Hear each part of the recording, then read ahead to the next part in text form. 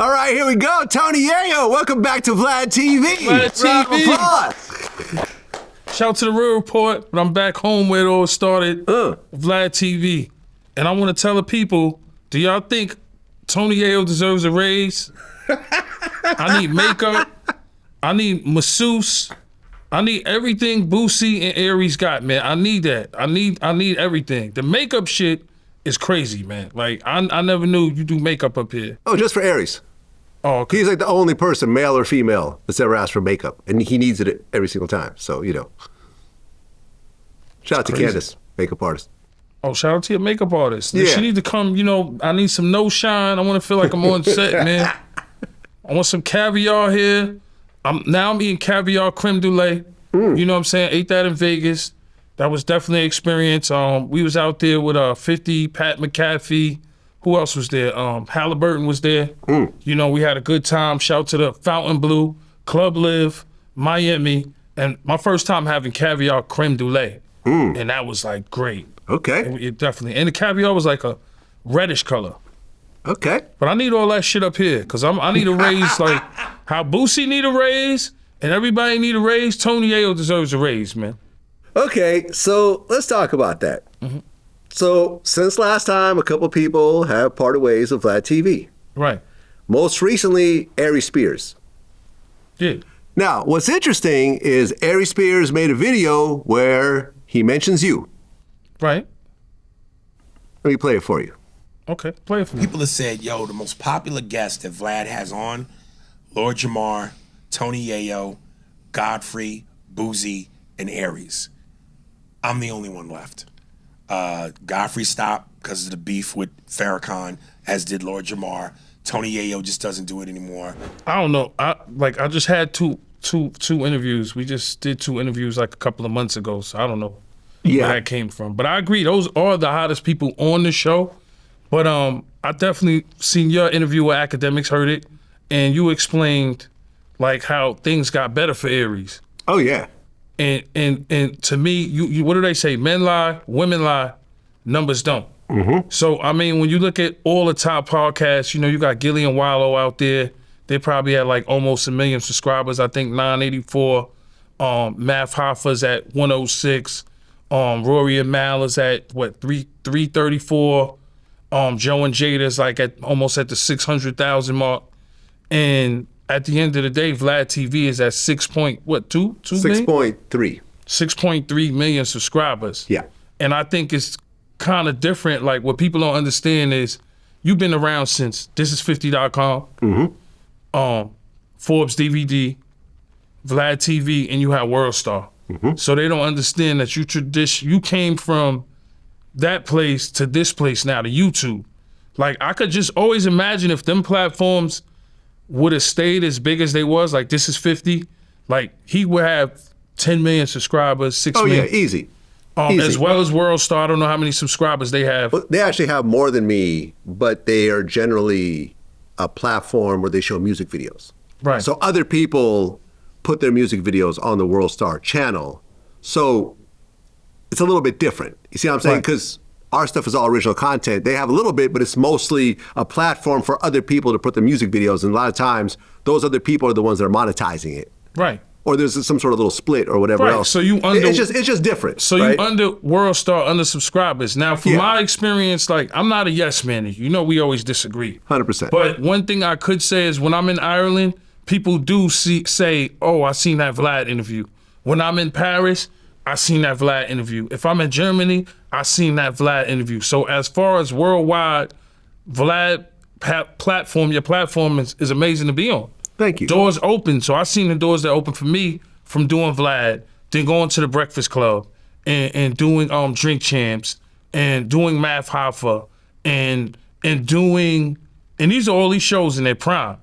Like these is when, you know, Math Hoffa, you know, you look on that, 3.2 million views I did on that interview. 3 years. I'm the biggest interview Math Hoffa has ever had. Yeah, talk your I'm shit. the biggest interview Drink Champs had. Nice. I feel like I do as much numbers as Boosie on Vlad and these guys too. They do more numbers than me because Boosie he's just a character. He's super viral. Yeah. He's a funny dude. I fuck with Boosie. He say a lot of funny shit.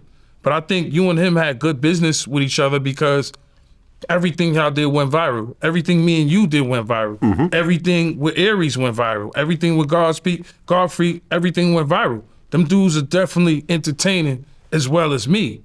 But I feel like we get an advantage too. Because like I said, it took me from Vlad to the Breakfast Club, which is a platform I would do usually with 50 Cent.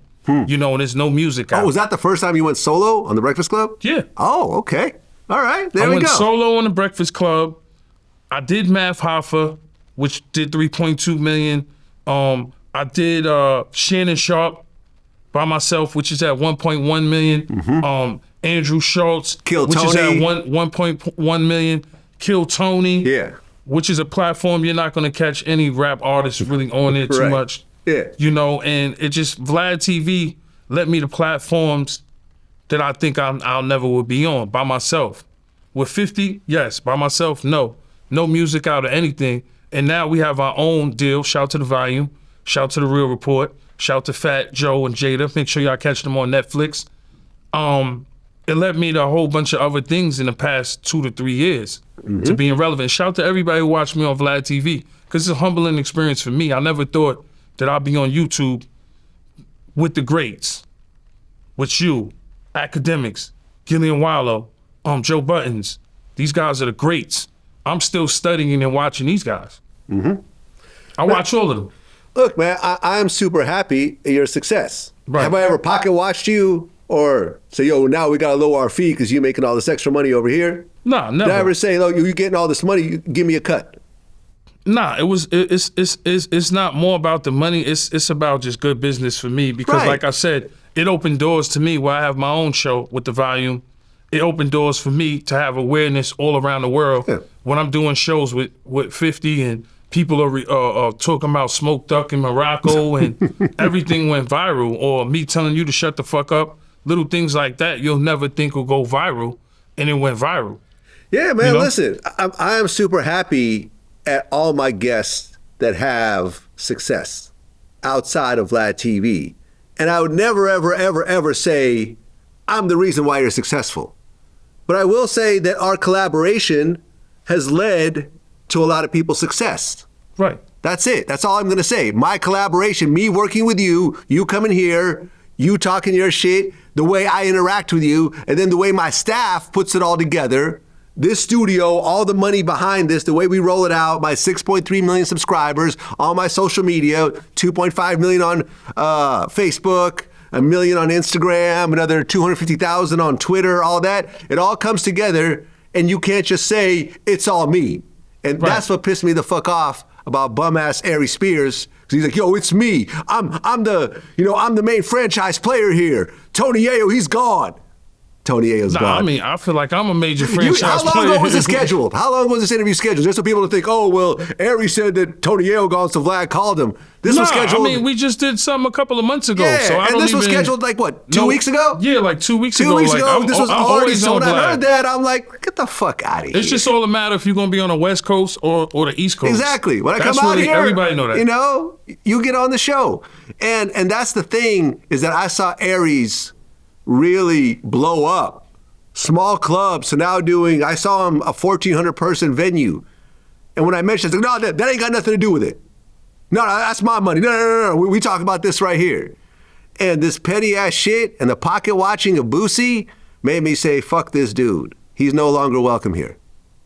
I don't want anything to do with him. Well, the whole point is nobody's paying. Academics not paying. Breakfast Club, nobody's paying you, and they can't pay because it's radio. You know what I'm saying? Like, nobody's paying you. The only person that actually pays is Vlad TV. Maybe when we mentioned about the $1 million you dished out to all the guests, maybe people want more money. It's understandable. I want to raise too, Vlad. I'm not going to lie to you. Right. Well, me and you, without getting into specifics, me and you have had conversations about money and appearance fees. Right. And we talk like men. Right? Definitely. You've explained your part, I explained my part, and we came to an agreement. Either we've raised it up or we've kept it the same. Right. Right? And this is what I'm talking about. And when it came to Aries, when he got all jealous finding out how much Boosie made, he was like, yo, I need to renegotiate. Right. Look at this YouTube comment. They say that I'm their favorite guest. Oh, look at this YouTube comment. I only come here for Aries. I can show you 100 YouTube comments saying I hate Aries. I never watch his videos. So does that mean I get to lower your fee when I find those? No, it's stupid. It's a stupid argument. Everybody in their mind is going to think they the ones that's getting Vlad popping. Right. But the whole thing is, being honest, the most viral one is Boosie. Boosie is going to say some. And I told him, I said, you don't do Boosie numbers. Yeah, I fuck Not with even Boosie. close. Boosie, I fuck with Boosie. He's a friend. Like when I look at Boosie, like I just seen him dancing. It was his daughter's birthday. Yeah. He's dancing. He's at the games. Yeah. He does dunking, what I love. to dunk. I love him Boosie do. Yeah, he tried to dunk. Right. Like Boosie just don't give a fuck, and that's what I like. It's the art of not giving a fuck. No, which is a good book, huh? And here's the thing, right? When he hit me, I'm out with my kids, right? And he's hitting me with all this, like, look at this comment, look at this comment, look at this comment. I'm like, we're not gonna have a conversation about comments. That's not a business conversation. So when I got home, I said, listen, I'm home now in front of my computer. I'm looking at the numbers. Why don't we do a call and discuss it? He's like, okay, cool. Let's do it at 5 o'clock. Bet. 5 o'clock rolls around, he doesn't respond.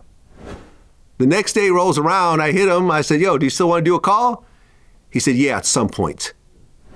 And I said, man, fuck it. Why don't we just do a poll and see who's, look, why don't we? I said, fuck this dude, I'm done. I'm fucking done. If you can't have a normal ass conversation, what the fuck bitch ass comment is that? When I'm ready. Nah, at no point are we gonna have that conversation, because if you can't have a normal ass conversation, if you wanna have a temper tantrum and you can't talk business with me, then we're not doing any business. Right. You know what it reminds me of? I thought about this on the way here. It almost reminds me of the Young Buck situation. Go ahead, explain it. Give me an explanation. Well, remember, Young Buck was G-Unit. Right. And then he got on stage and said, yeah, I didn't get none of that 50-cent vitamin water money, so I guess I got to hustle. Something I would never do. Yes, he did say that. I didn't get none of it either, by the way. Right. I don't know if he thought I got some of it, but I didn't get any either. Pocket watching. Right. Right? And I felt that at that moment was the beginning of the end for Young Buck and G-Unit. Yeah. No, I agree with you. Right? Yeah. Pocket watching. Because that's 50s money. That's 50s money. Like what you make, I think what it is, Vlad, you're doing real good for yourself. You know, you got a nice watch collection. You know, you stay dressed nice. Right. You got a lot, you know, you got some real estate portfolio. You know, I know your portfolio. And I think people just know you're making a lot of fucking money. And they look at it like, almost like an Eminem thing. Like, yo, he's not black. He's taking from the culture. Sometimes they're going to feel like that, but you just a guy that stayed consistent in the culture. In anything you do in life, right? Consistency wins, right? Like I said, I wish This Is 50 was still here. I wish Forbes was still here. I wish World Star they're still here, but you know what I mean? Like on YouTube, more YouTube relevant. But those were the platforms. That was 20, 30, 20 years? What we say, 30 years now? There was I launched Vlad TV in 2008, so it's been 18 years. 2008 on the internet. When you have Vlad TV, when we go to our computer and we go look up Vlad TV, we used to go look up World Star and shit like that. You guys were out a little before me. I think This Is 50 was maybe 2007. Right. And World Star was maybe 2006, 2007, something like that. Yeah, all around the same period of time. Yeah. But that was before podcasting. That was before everything. Before everything. I mean, YouTube was just launching in 2008. I saw YouTube in 2008 because remember I was doing DVDs. Right. I used to go by the G-Unit office, hold the camera. I still got that footage. So a lot of people that don't know the history is like, yo, Vlad, you've been around since the beginning of my fucking career. Yeah, pretty much. Yeah. So it's like, for me, I'm like, well, you can't be mad at somebody he might not be black, but you can't say that person ain't a part of the culture. That's like me going to Germany and a white guy, a German guy, knows everything. He knows who my kids is, my family. He done read magazines. That's how it was. Like one thing about music, it's a universal language. It's biracial. Anybody can be a part of the culture. That's how I feel like with music. So I feel like you're making so much money in a culture where people feel like really ain't yours, but it really is. You are a part of the culture. Look, just because I'm making money doesn't mean I'm going to do bad business and do a business deal that makes no business sense. You see what I'm saying? Like, I'm not going to go into a deal, and really these are deals every time we do something, right? These are one-offs. We don't have a long-term contract. You don't get a salary. You get paid for this one interview, and I have to look at it as a deal to say, okay, can I recoup my money? Then can I make money afterwards? But this is how the artist looks at it. They look at it like Vlad is going to make money, because I heard Boosie say this. Vlad is going to make money when my kids are older. You know what I mean? Yeah, Listen. Okay. So the content is not owned by me. It's not owned by Boosie. It's not owned by Aries, Godfrey. It's owned by you. They look at it like, as business, this is how I look at it, right? And I know how Boosie looked at it. Like, oh shit, he's gonna live forever off this. Your kids are gonna live off it, not his kids, which is understandable, right? But the whole thing is, what you do is, the Vlad format, it helps you. And this is why I'm kind to you and I appreciate you. Because like I said, it got me in rooms that I couldn't get in. Breakfast Club, stuff like, big platforms, Shannon Sharp. It led me being on here to big places. And that led me to what? Having a show with the volume, right? Opening the unit. And by the way, that was I'm not gonna talk about the numbers, but that was a major deal that you got.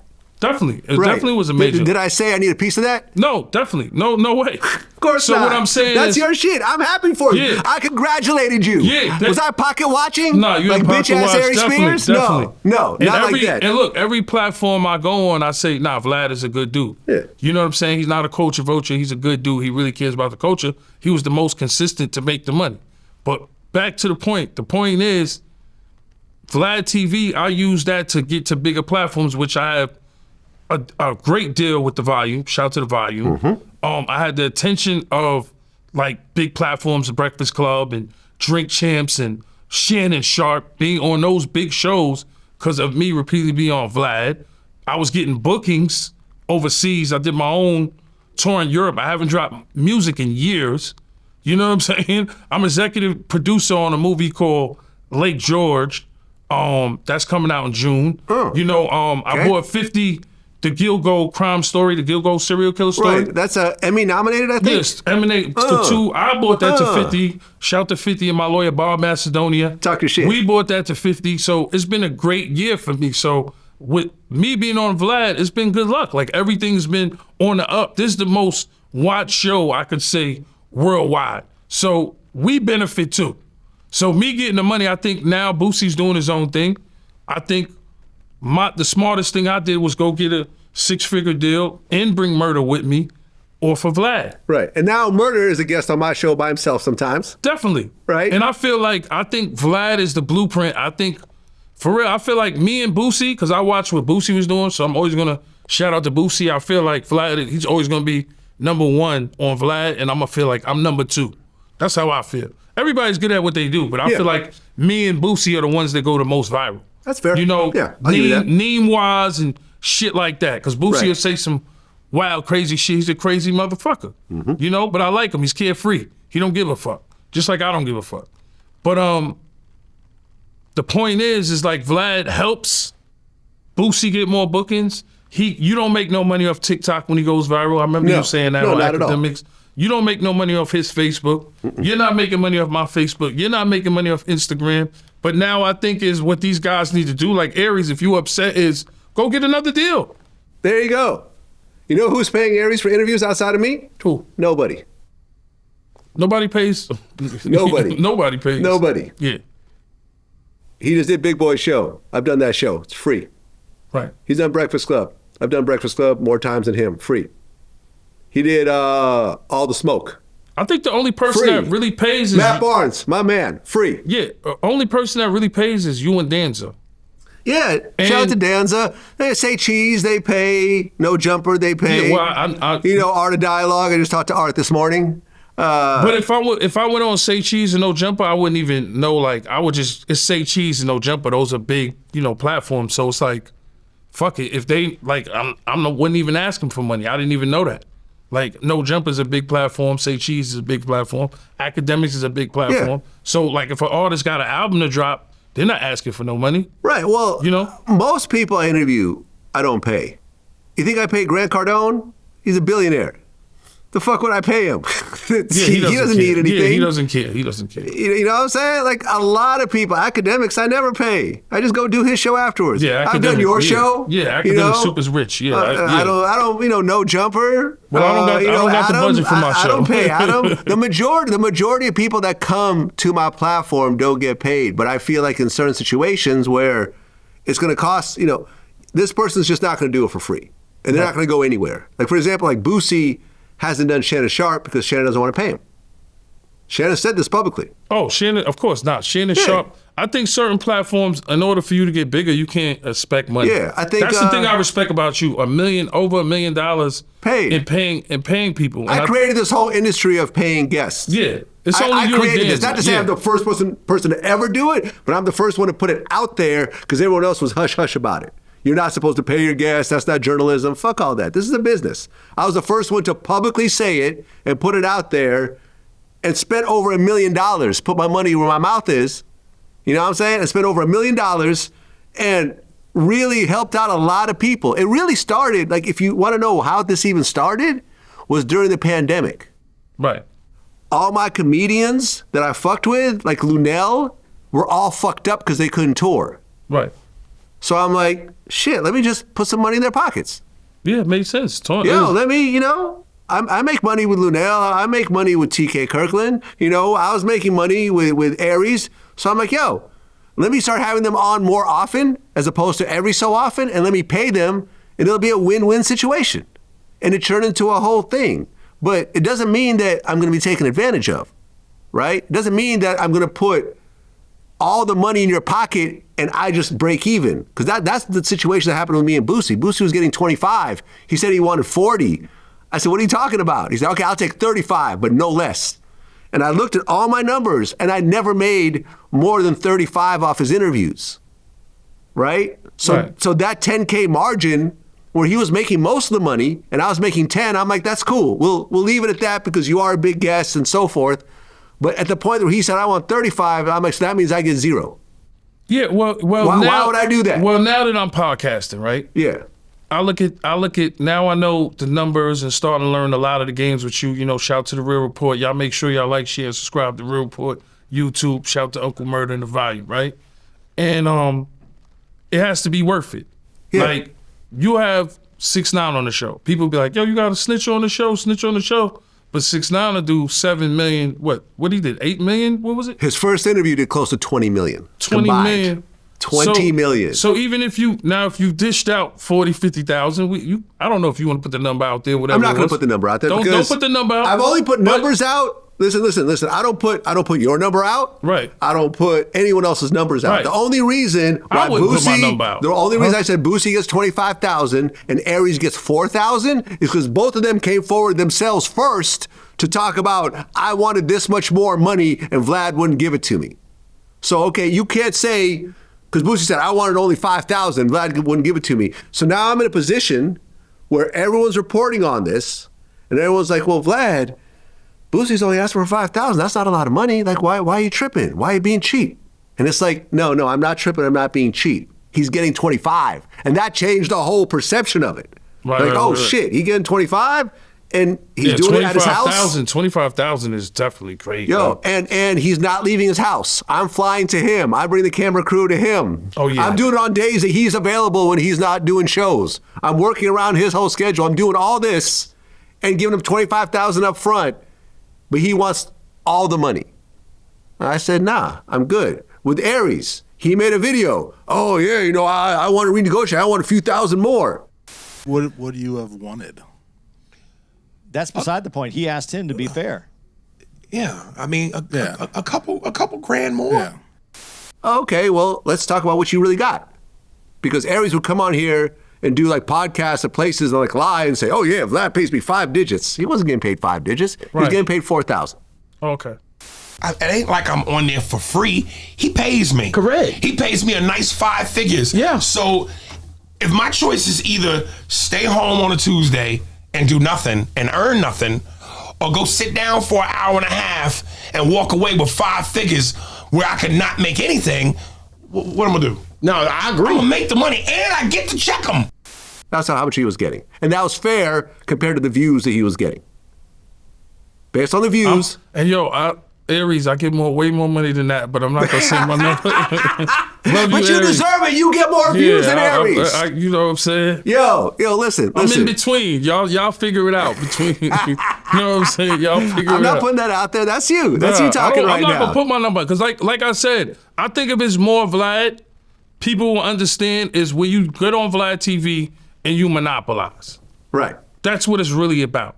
You got 6.3 million subscribers. Yes. You know, that's every podcaster's dream, like it or not. Unless you're Mr. Beast. Unless you're Mr. Oh yeah, Mr. Beast. And that's come pathetic on. to Mr. That's Beast. like Mr. Beast is in space somewhere. You know what I mean? He gets that in a month. 123 million Yeah. subscribers. He's in a whole nother planet than us. But for me, 6.3 million is another planet for me too.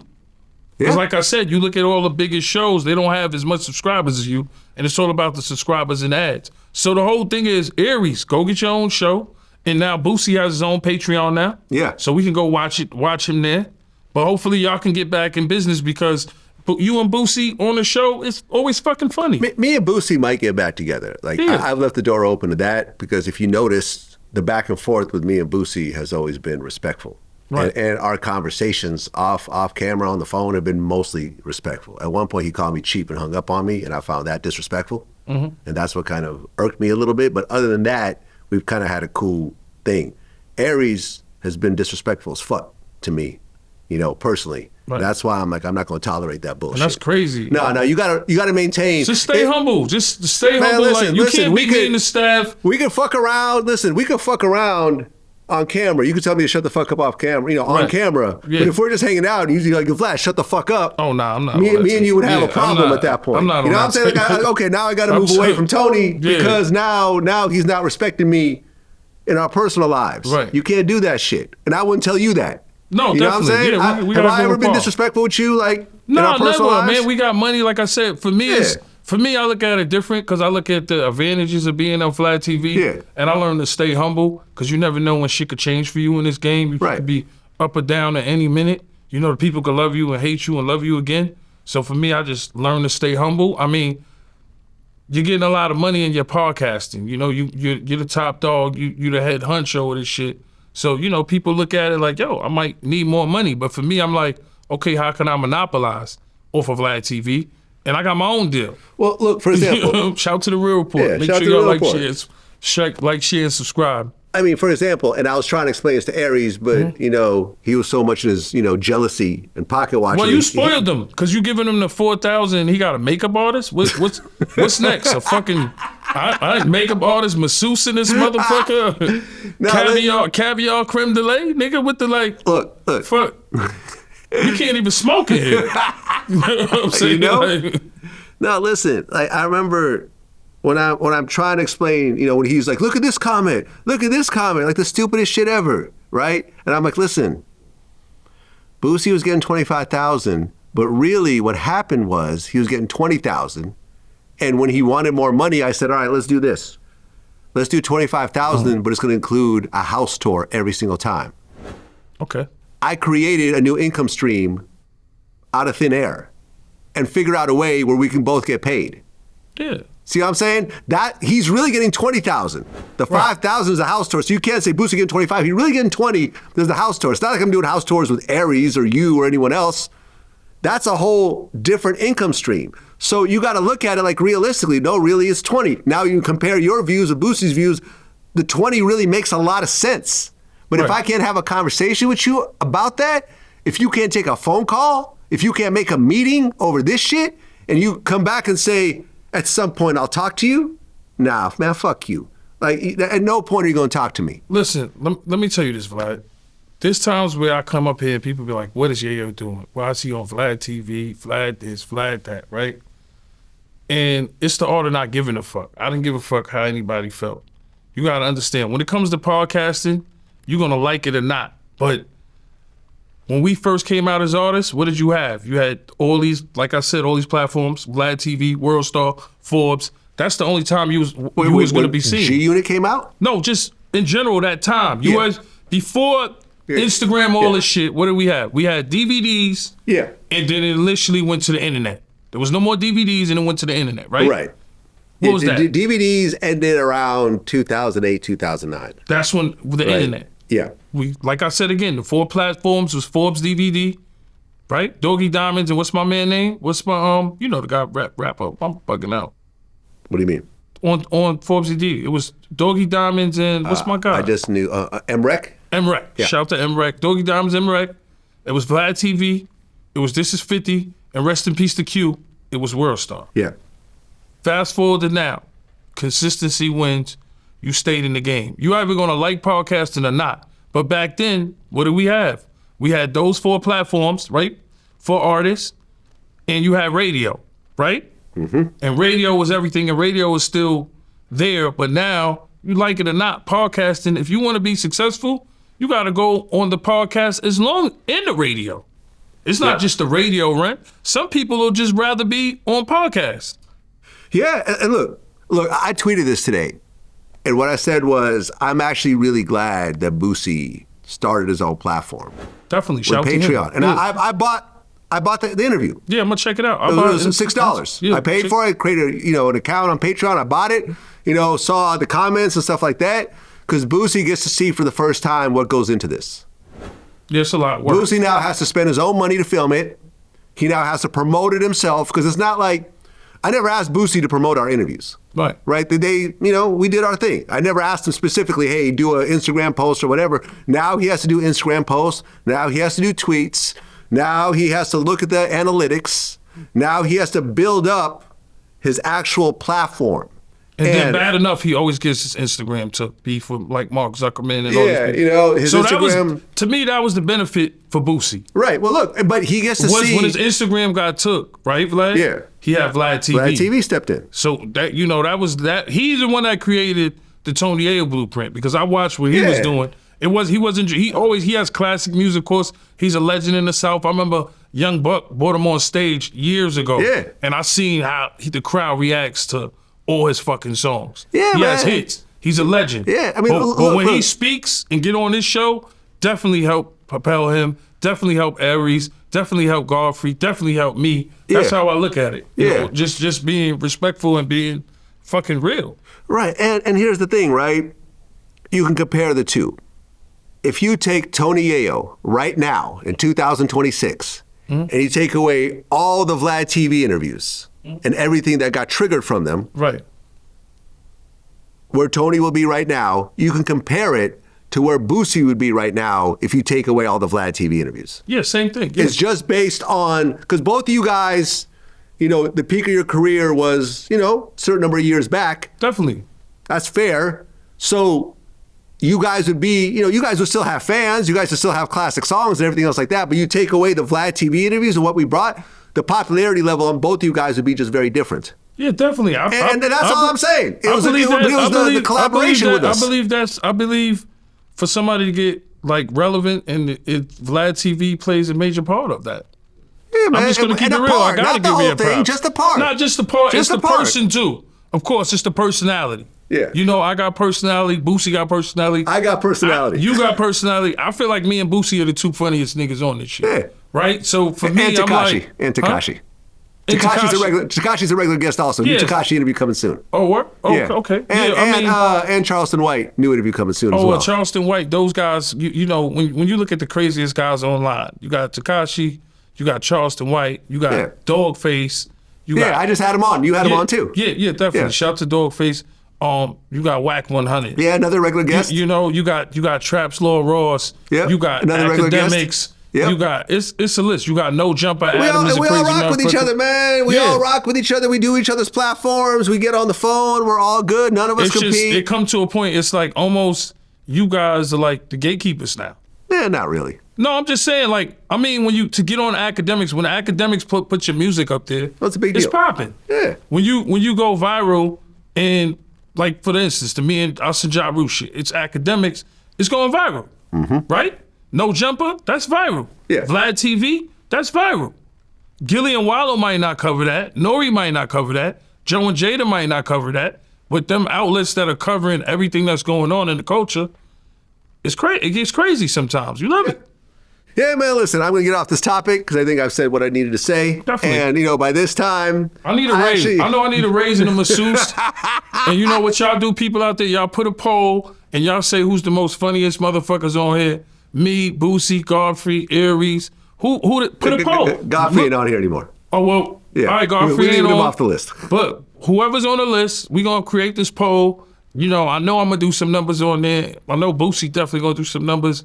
Now you got Charleston White. Now you got some crazy motherfuckers on there. Create a poll. You can't start with them yet, though, because they're new.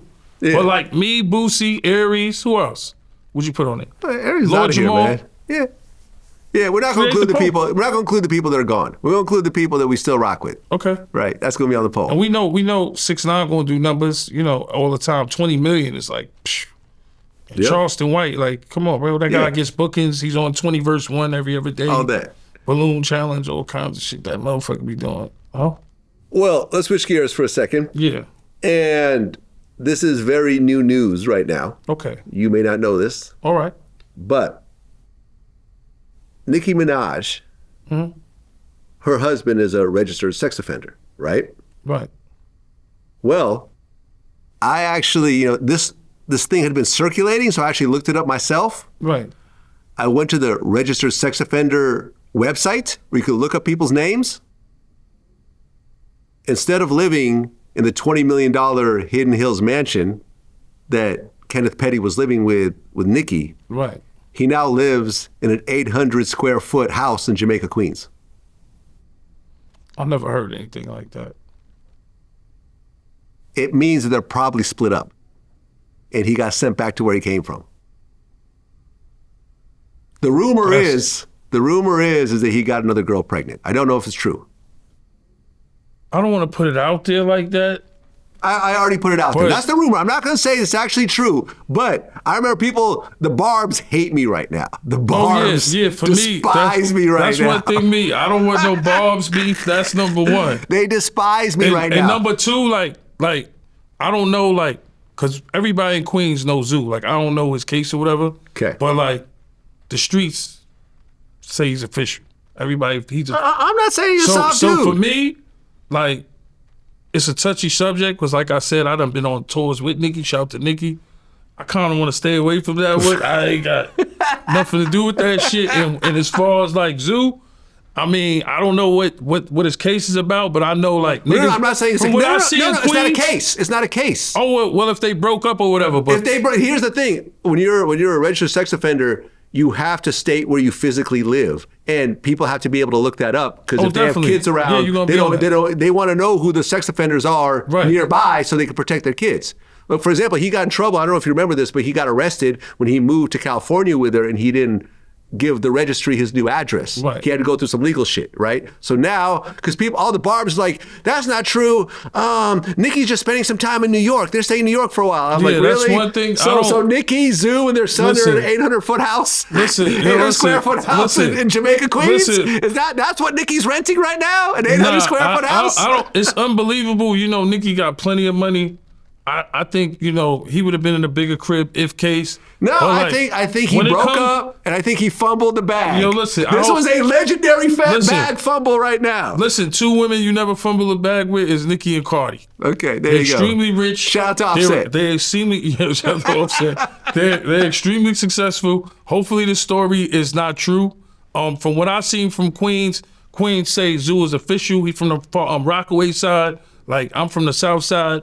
Nicki, you know what I'm saying? You see, she's official. Music. Two people you don't want beef with is the Beehives and the Barbs. So I'm gonna stay away from that one, Vlad. Hopefully they still together, but if they separated, hopefully they are, man. If they separated, you got the story.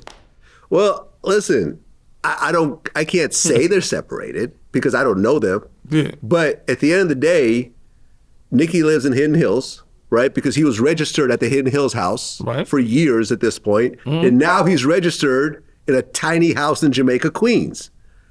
There really is very few explanations for this. There's very few explanations. You went from a $20 million mansion to I haven't had apartments that are 800 square feet. My apartments are usually 1,300 square feet. Yeah, 800 square feet is the whole house. The whole house is I looked it up. That's crazy. Bro, I looked it up. That's crazy. You do your homework. Hopefully, I do my homework. Hopefully they're not separated. Ken, listen, I don't have any... One thing, if a female's richer than you, then don't drop the bag. You know what I'm saying? Yeah. That's like a dream to everybody. Like Nicki Minaj, Cardi B, you see the success of how big they are. Well, but there is a slight difference here. Offset is actually a successful rapper with a real career. Definitely. Kenneth Petty was really there to support Nicki. He wasn't working. He wasn't her manager, her producer. But Zoo was every hood dream, every hood nigga dream. Cause it's like, yo, bro, Nicki Minaj came and got me out the hood. No, right. That was a dream for him, not for her. But that's every hood nigga dream. Like, Right. yo, I got Nicki Minaj. So if you fumble that bag, then, yo, you just fucked up. But even Offset, because Cardi is big Yeah, as, but you know. Offset can still make money. What can Kenneth Petty do right now? Like, seriously. And I think the sad part about this thing is also, and really I think about this as someone with kids, is that if he's living in Queens, that means that he has no custody of his son. You see what I'm saying? That's sad You to me. can't confirm all that, though. I'm staying away from that Zoo Yeah. shit, Nicki shit. Yeah, that's the sad part. I mean, Vlad, you that's can't be crazy. Vlad, you be want calling- everybody to hate you, bro. That's okay. They can hate me. That's fine. I don't mind. If it's the truth. You be finding the If information. it's I the don't know how you truth, felt if it's the that truth, way. but I went on the website and I confirmed it. This is not just hearsay or AI or Grok or whatever. No, I actually confirmed he's actually living there. I don't know, man. I have no idea. We'll know if Nicki broke Yo, up but with listen, Zoo, Kenneth, we'll know. work it out. Humble yourself, work it out, beg for Nicki to come back. Beg her. Yo, listen, if you drop flowers every day. If you drop Poems. the bag with Nicki, Cardi, some of these big artists, I don't see how you even drop the bag. Well, you know, listen. Multi-millionaires, they in a space where you supposed to be chilling. I'm good, like for real. You done made it. But when you look at it like this, when you see women of stature, right, and you see, I'm not saying Offset, Migos was platinum artists. They a legendary group. Yeah, we can't 100%. take nothing from them. But him getting married to Cardi, like that adds on to, you know, to your stardom. 100%. I'm not saying that like these guys are not relevant, but I feel like the women, you know, match they fly. It's Well, different now. Yeah. It's different now. Like when you look at a Moneybagg Yo and Aries, that's a relationship that you're gonna keep looking at. Like, all right, she look good. He doing his thing. Cool. People look at them relationships and, you know, the women buy into it because now we're in a main majority, the industry, like 60%, what would you say, 60% of women listen to female rap? Probably. It wasn't like that back in the days, bro. Yeah, no, the female rappers have stepped up. There's Megan, Man, all I Lotto. hear is YK Niece, you hear Lotto, you know, hear Cardi, Glorilla. you hear Nicki, Yeah. you hear Glorilla, Yeah. you But- hear But here's the thing, right? Sweetie, all those people you've named, Nicki's bigger than all of them. Kenneth Petty got the biggest female rapper you of wouldn't say all Nicki and time. Cardi is kind of on the same level? No. I think Why? Nicki's. Why no, would no, you no, say no, no. that? Well, because Cardi only has 2 albums. Nicki yeah, has a Nicki- bigger catalog. She has Yeah, more Nicki hits. does have a She's big been doing catalog. it longer. I'm not saying who's better or who's worse No, or I'm whatever just saying else. when you look at popularity wise, like how many? Look, No, how many? maybe right this how now. you do it. Yeah, no, right now How it's probably many- Cardi. How Yeah. many followers Nicki got? Look on the gram. Well, no, she shut down her Instagram. But she had like what? It was in the millions though. It was like 200 million because I know Cardi got like 200-300 million. No, right now I think. Okay, so Nicki has 26 million followers on X on Twitter. No, but on Instagram. She shut it down. But what is Cardi? How many followers Cardi got? Because that's what people go off. No, I They got don't you. know if your followers now. Like your Cardi following, B got. Hold on. it's like 100 million, something like that. 86 million, something crazy. Because before Nicki page, before her page fell off or got shut down, she had to be at like 150 million or some crazy number. Nicki had ridiculous followers. But 85 million. And that, Yeah, 85 million on IG. So about half of what Cardi did. but she had more before all this stuff Before she happened. before she shut it down, she had 85 million followers. That's still a lot of followers, man. That's I got 1 million. It took me forever to get it. 85 million followers is a lot. And you're saying Cardi B has 164 million followers, right? Yeah, like twice as much. So the popularity is It's probably about the Cardi same. B. Right, no, but what I'm Because Nicki saying must is... have lost 5, because I could have sworn she had 100 million. No, it's 85. But which is still a huge number, man. Listen, I would love to have 85 million followers. But what I'm saying is when you look at the overall artist... Hey, hold on. Yeah, you're going to say Nicki is the best. You're going to hold say on. Nicki Okay, so let's see how many Spotify followers. That would be apples All and right, apples. yeah, let's go off Spotify. That's where you got to go Yeah. off the popularity. You There we can't go. say somebody's popular. Nicki Minaj, 46 million monthly. Okay. Cardi B. Cardi B, 33 million monthly. It's kind of neck and neck. It's kind of neck and neck. I mean, but- Nicki's doing yeah. more, but Right. 10 million, what, Yeah, but 15 Nicki million has more? a bigger catalog. She has Oh, way definitely. more albums, way more songs. Plus, she has features, with Kanye, on his albums, and Monster, and big, huge, giant songs. I think when you look at Nicki was like a 50 Cent for the females because she didn't collab with anybody. So you gotta imagine this. When you look at Drake's career, what do you see?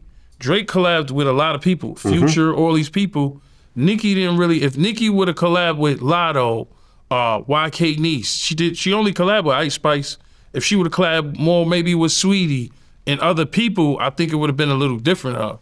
But she's more like to herself type shit. You know what I mean? She on the South Side shit. Yeah. Don't get me wrong. She's the queen. She does the most numbers, sold the most tours. Yes. She's the most popular. But all I'm saying is, Cardi kind of had songs with Megan.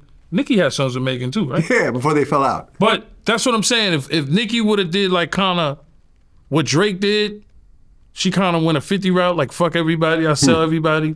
You know what I mean? Beef with everybody. She had more beef with everybody. You know what I'm saying? Yeah. Meanwhile, Cardi was kind of like... Well, she was beefing with Nicki. Yeah, no, Cardi, I know, but what I'm saying is Cardi was doing like features with other people. Yeah. So, of course, Nicki got a bigger catalog, sold more records, da-da-da-da, but Cardi's right there. She's big too.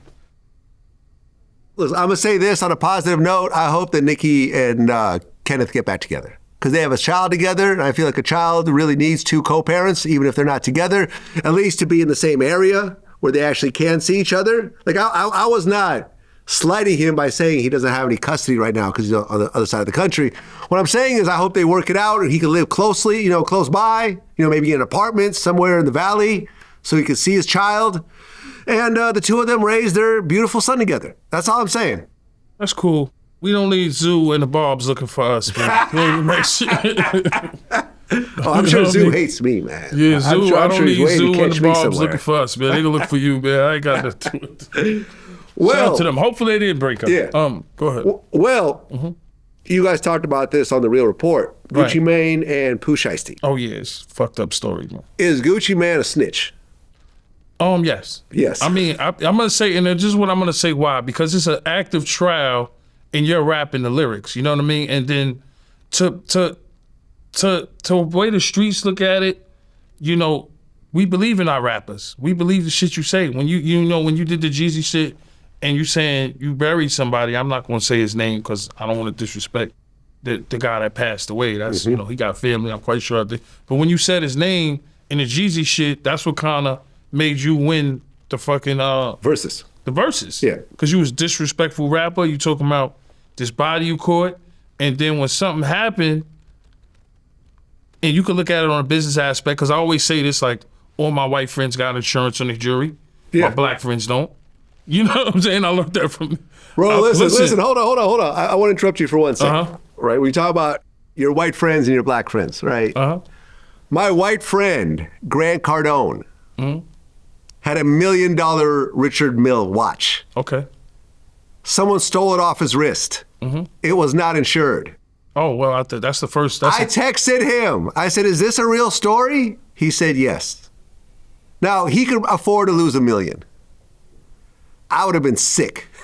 Oh, I mean, you would think that... I would have... I don't know what I would have done. He got so much money that he wasn't thinking to insure it. He was just like, fuck it. Why didn't you insure it? He's thinking about the next deal when he get the watch. Yeah, no, fuck that. All my watches are insured. All of them, the whole collection. Go ahead and rob me. I'm going to call the police, file a police report, and get my money back. Right. The song wasn't right. The song, he should have just kept his mouth shut. Yeah. And maybe take care of it on, because I signed to Atlantic, because you got to look at it like this, man. This is the way I see it, right? You got this guy come out of jail, Pooh Shiesty. Started a whole wave with the ski mask, Pooh Shiesty mask, the ski mask. Started a whole wave, big songs with Dirk. He caught a case in 2020, catching these dumb cases. You know what I mean? Big artist.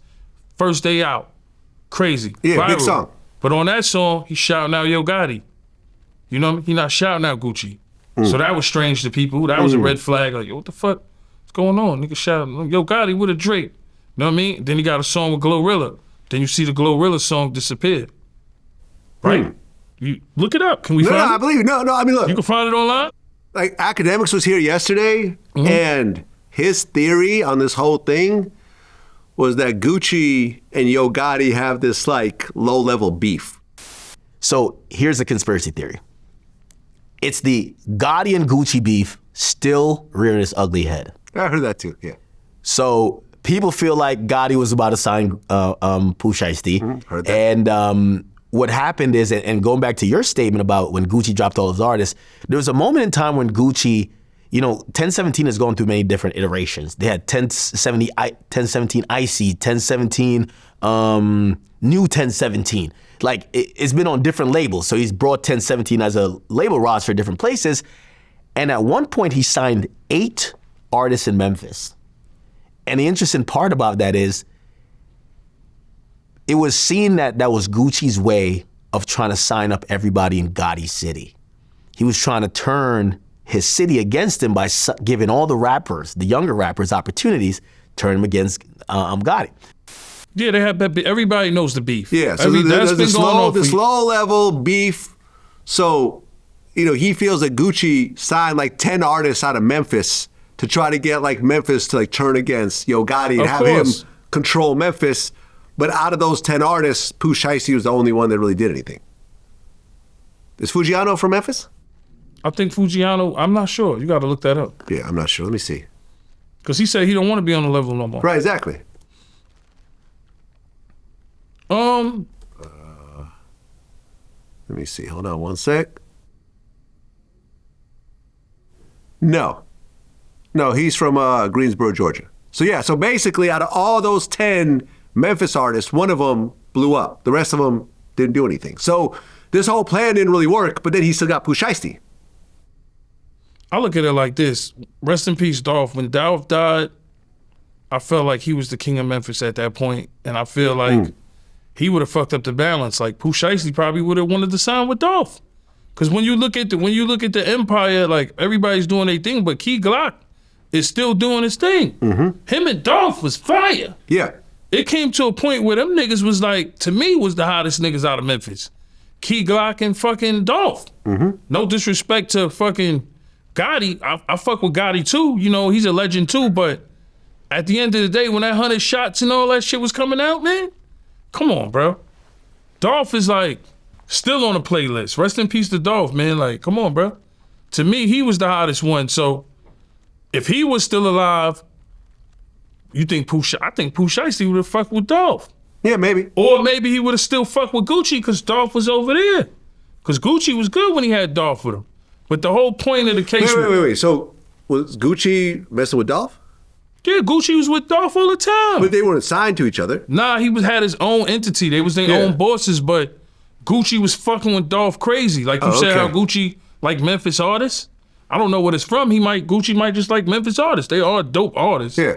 You know what I'm saying? But what I'm saying is him and Dolph was still cool. Dolph was the king of Memphis at that point.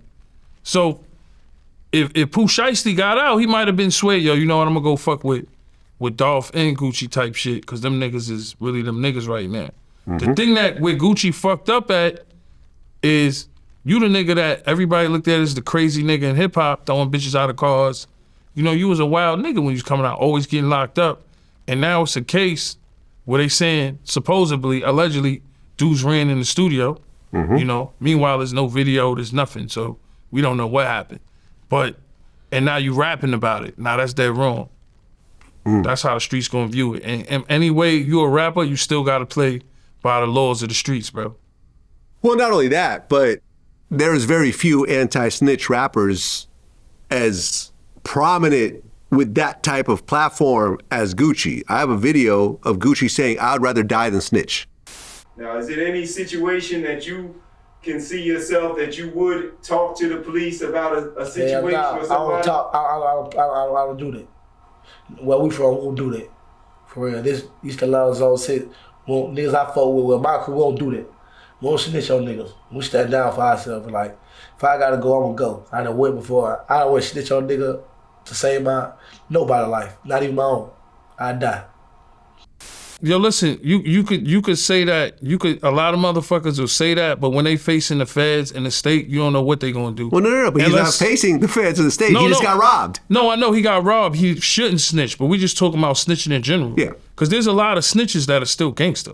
Oh, yeah. Let's keep it real. You met Sammy the Bull. He had 19 bodies, right? Alpo. There you go, Alpo. He was out here riding his motorcycle past the Apollo like nothing could happen to him.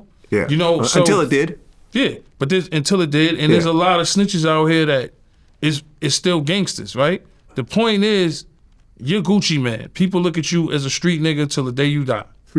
They look at me as a street nigga till the day I die. They go question me if I did some shit like that. You can't get robbed and then go make a song about it. People ain't gonna agree to it. But my whole thing is, what I said is, Gucci man, in my mind, been a civilian when you heard this girl say she make a lot of the business decisions for him. So when that engagement ring was taken, that's insured. Now, how does that work? You got your Richard Mille on? Yeah. Somebody run down? Don't you got to file a report? 100%. Yeah, the insurance company won't even talk to you without a report. There you go. That was just my explanation. Say, well, where's the report? I don't.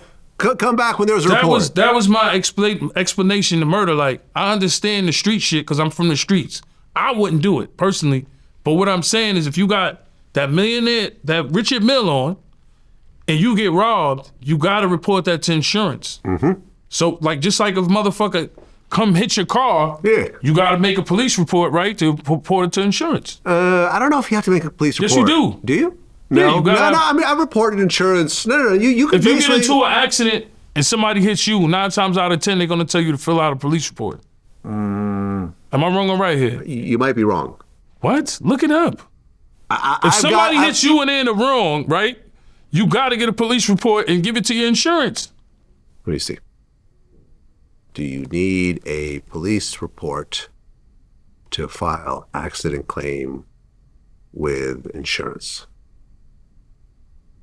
Because I've gotten into accidents without police reports and still gotten paid by my insurance Well, was company. you in the wrong or was they in the wrong? When you typically don't need a police report, minor accidents with no injuries, small property damage, and both drivers exchange info.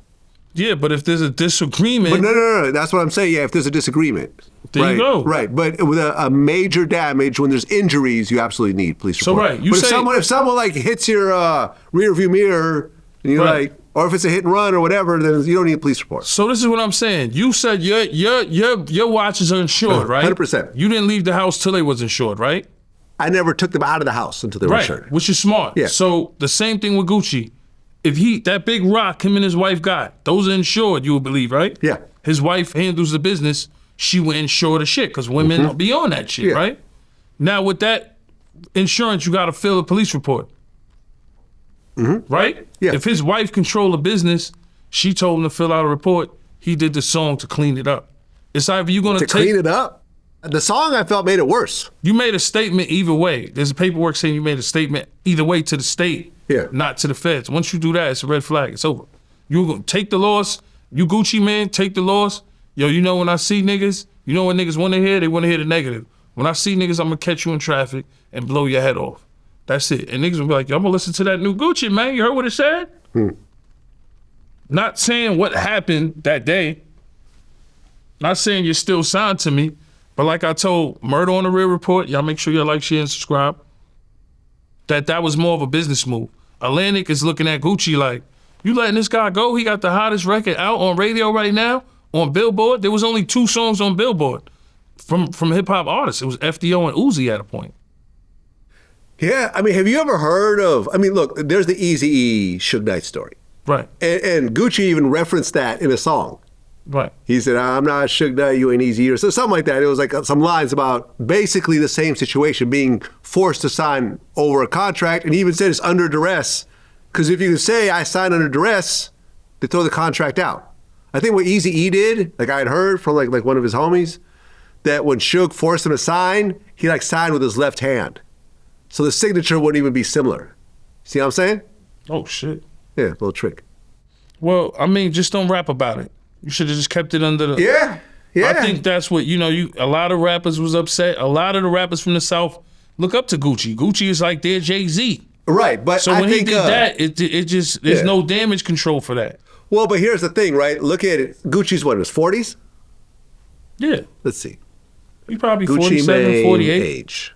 46. There you go. I don't think that Gucci was saying, hey, I got some more hit albums in my future.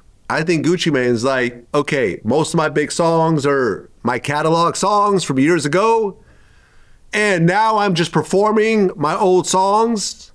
Maybe I'll drop an album for fun, but I know it's not going to chart. Business-wise, Gucci was not trying to let Pooh Shiesty go, bro. Yeah. Yeah, so I think Gucci doesn't care, about how he's perceived as a rapper at this point, because he doesn't care about his rap career anymore. Because he's still living off of FDO. FDO was the best record.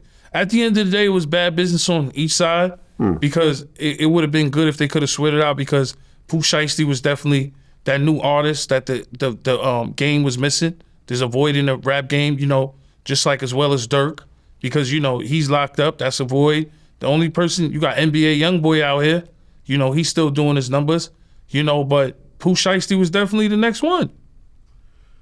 So it's fucked up. It's like, how do you let the cash cow, the man with all the money, get in a situation, allegedly? That's how I look at it. Nah, man, it's messed up. Protect the money. It's always been like that. With G-Unit, it was always, protect the money. Go in the house. Go. Why you here? Why you there? Allegedly. But as for Gucci, his wrong is people look at you as the godfather of the South, the Jay-Z, the 50, you in that kind of category. Yeah. And you dry snitching. You're not snitching, you're dry snitching. Well, no, a statement is snitching. I mean, he stated on paper. He's dry snitching and snitching. Yeah, dry snitching and snitching. Yeah, I don't know if you saw that video. The song was dry snitching. Yeah, but the statement is snitching. Because I always say the line that, you set me up and you still signed to me? So you were sounding like it was more about business, like you're more on the civilian side than the street shit. It's over for you. Yeah, I don't know if you saw that video, but I guess it was like in a prison and a bunch of the inmates were throwing out their Gucci Mane book. Yeah, definitely. Yeah. I mean, it was upset. Gucci Mane, I had a song with him. He gave me the verse fast. You got a song with Gucci? Yeah, I had a song with Gucci a while ago. And, he came, we look at Gucci as, even Waka Flocka Fame, Brick Squad, Free Frenchie, Waka, they was some real niggas. Slim Duncan back in the days, rest in peace. Yeah. Like, niggas was fucking up the club, and them niggas was like the first drill type of shit, had their own kind of drill wave. So we looked at Gucci and Brick Squad and them niggas as real gangsters. You know what I'm saying? Two Girls, is that the name of the song? I think so, yeah, that's the name of the song. Two Girls, yep. Okay. Song with Gucci. Yeah. Song with Boosie. So we look at them as like the greats in the South, man. It was a whole market we didn't know about, but we was hanging around Buck and we was going to these venues. It was like, all right, shit, Gucci, Waka, Brick Squad, come on, man. They had it on smash at a point. So if you the hood hero and you talking about you the grave digger and you put people in the dirt, yo, bro, come on. They not trying to hear you here snore, dry snitching saying, you signed to me, you set me up, and you still signed to me? Yeah, they gonna say that's dry snitching. Because the streets is the streets. Some people can get away with it. 6ix9ine, he told on motherfuckers, but he didn't care. You knew that from the beginning. He had big success. He didn't give a fuck. And he's still doing millions of views and still going to get deals and sponsorship because the numbers is everything that count. When you say he did 20 million views, of course you're going to have him back on the show. Yeah. Of course he's going to do the highest numbers. Right. Because some people don't care about street shit no more. Some people do. Well, this is something you talked about already also on your show. The All-Star JR NBA situation. Definitely. Now, I'm kind of tied into this a little bit because I was supposed to do an interview with All-Star JR. Yeah. And he never showed up. Now, I find out afterwards he was picked up by the feds. Yeah, and everybody was trying to save Vlad's the police. Like, I mean, excuse me. When you look at that situation, when you initially looked at it, we think that, Houston is a stand the ground state, but All-Star probably was a felon. Yeah, he was. So it's still a charge. You might still get how I look at it, I'm not a lawyer or nothing like that, but how I looked at it, like, they even on the show, when the police was like on TV, they was like, well, he looked like he was the victim and the gun came from nowhere. And I would think that that's stand your ground state. So he might not get, because he's not charged with attempt murder, is he?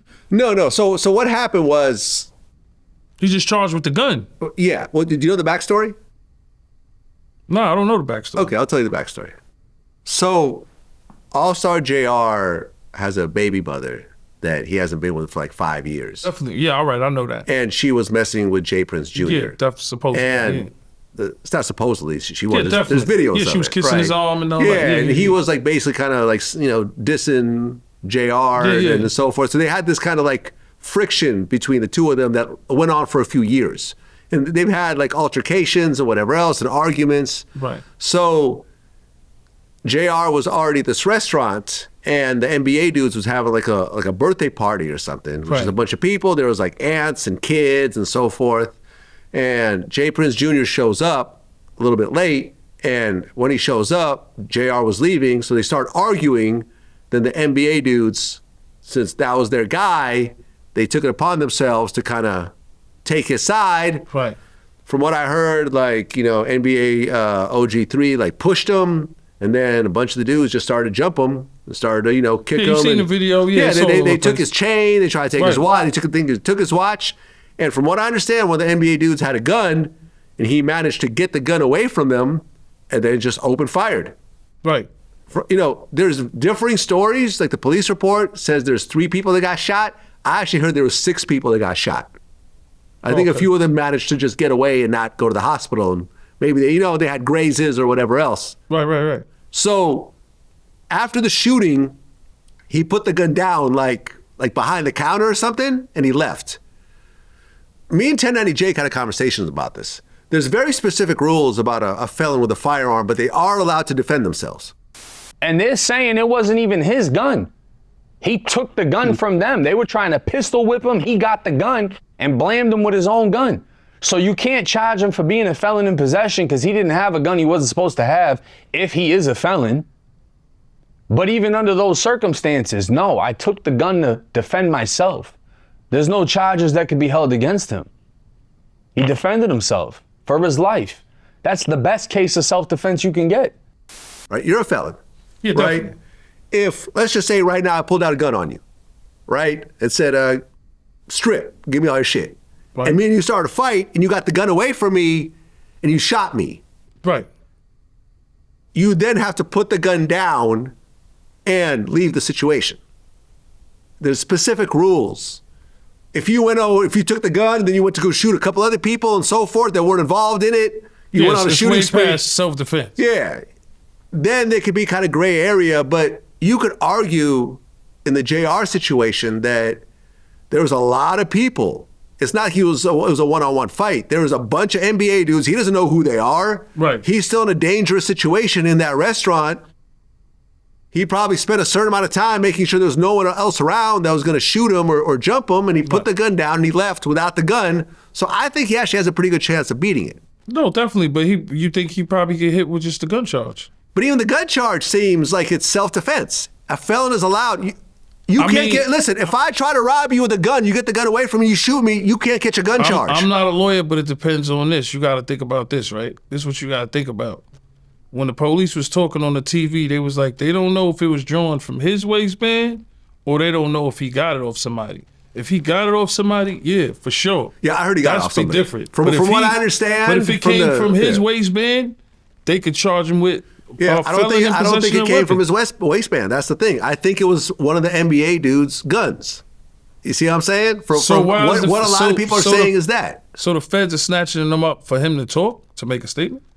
Well, I think the problem was that he left before the police showed up, so he never made a statement. See what I'm saying? So that became part of the problem. But that's the smartest thing to do. Leave out of Houston. Shit, I would have done the same thing. Go to Detroit. Yeah, talk to my lawyer. So right now, everybody's mad at you because he was coming to do Vlad? So here's what happened. He was booked to do the interview maybe a couple of days before. We had rented the studio, and the day of the interview, I called him up. Right? Well, I went through the person who booked him. Like, it wasn't actually me. Like, Dogface, he was actually involved in helping to set all this up. Yeah, shout out to Dogface. Yeah, so me and Dogface talked about it in our last interview, right? You know, the last couple of days, we had talked to All-Star J. I think you were involved in the process. I was. In terms of booking him to do an interview to talk about the whole situation. So we set a date, we set a time. It was going to be in Detroit. I wasn't going to be there. It was going to be remote. True. So basically, he was going to have an interview later that day, but me and him I wanted to have a conversation with him, so I could understand the overall story about what I'm, talking about, what we're going to talk about in the interview. Mm-hmm. And, when I have these types of conversations, I always say, I'm not taping this. Me and you are just going to talk. We're going to record later, but right now, me and you are just talking. Yeah, you're just kicking the shit. Yeah. Yeah, because I want to understand, what are you going to talk about? What are you not going to talk about? Let me make sure I don't say anything or ask something that's going to get you in trouble or whatever else. I just want to understand what the scope of it is. And we had a really I great mean, why would you conversation. give a fuck after the Ben 10 challenge and all that? And I don't. And NBA YoungBoy, listen, I don't want no smoke with NBA YoungBoy or Ben 10 or none of them niggas or none of them YN bullshit. But what I'm saying to you is, after he did that, why would you think he gave a fuck? No, he gave no fucks. But here's the thing: I also want to have a conversation with him to make sure that we're not going to do something that's going to put him in prison. You see what I'm saying? Nigga had a fucking challenge of a nigga getting shot. What are you talking about? Right, but he's not talking about the details of it during that challenge. He's talking about standing over niggas' songs and all that. Listen, what are you talking you about? can do that on your own. I don't Shout want to be to part of Detroit. that. I don't want to be part of that. So me and him just had an overall conversation. Either way, they gonna say Vlad, you the police because he it's got fine. locked up. They can say that all day long. But here's the thing, right? So the interview, because at first the story was he was flying to California to do the interview and the feds picked him up. That's what I heard, though. I heard he wasn't flying to California. It was being done in Detroit. I was doing it remotely. Oh, yeah, so he didn't get caught in the airport? No.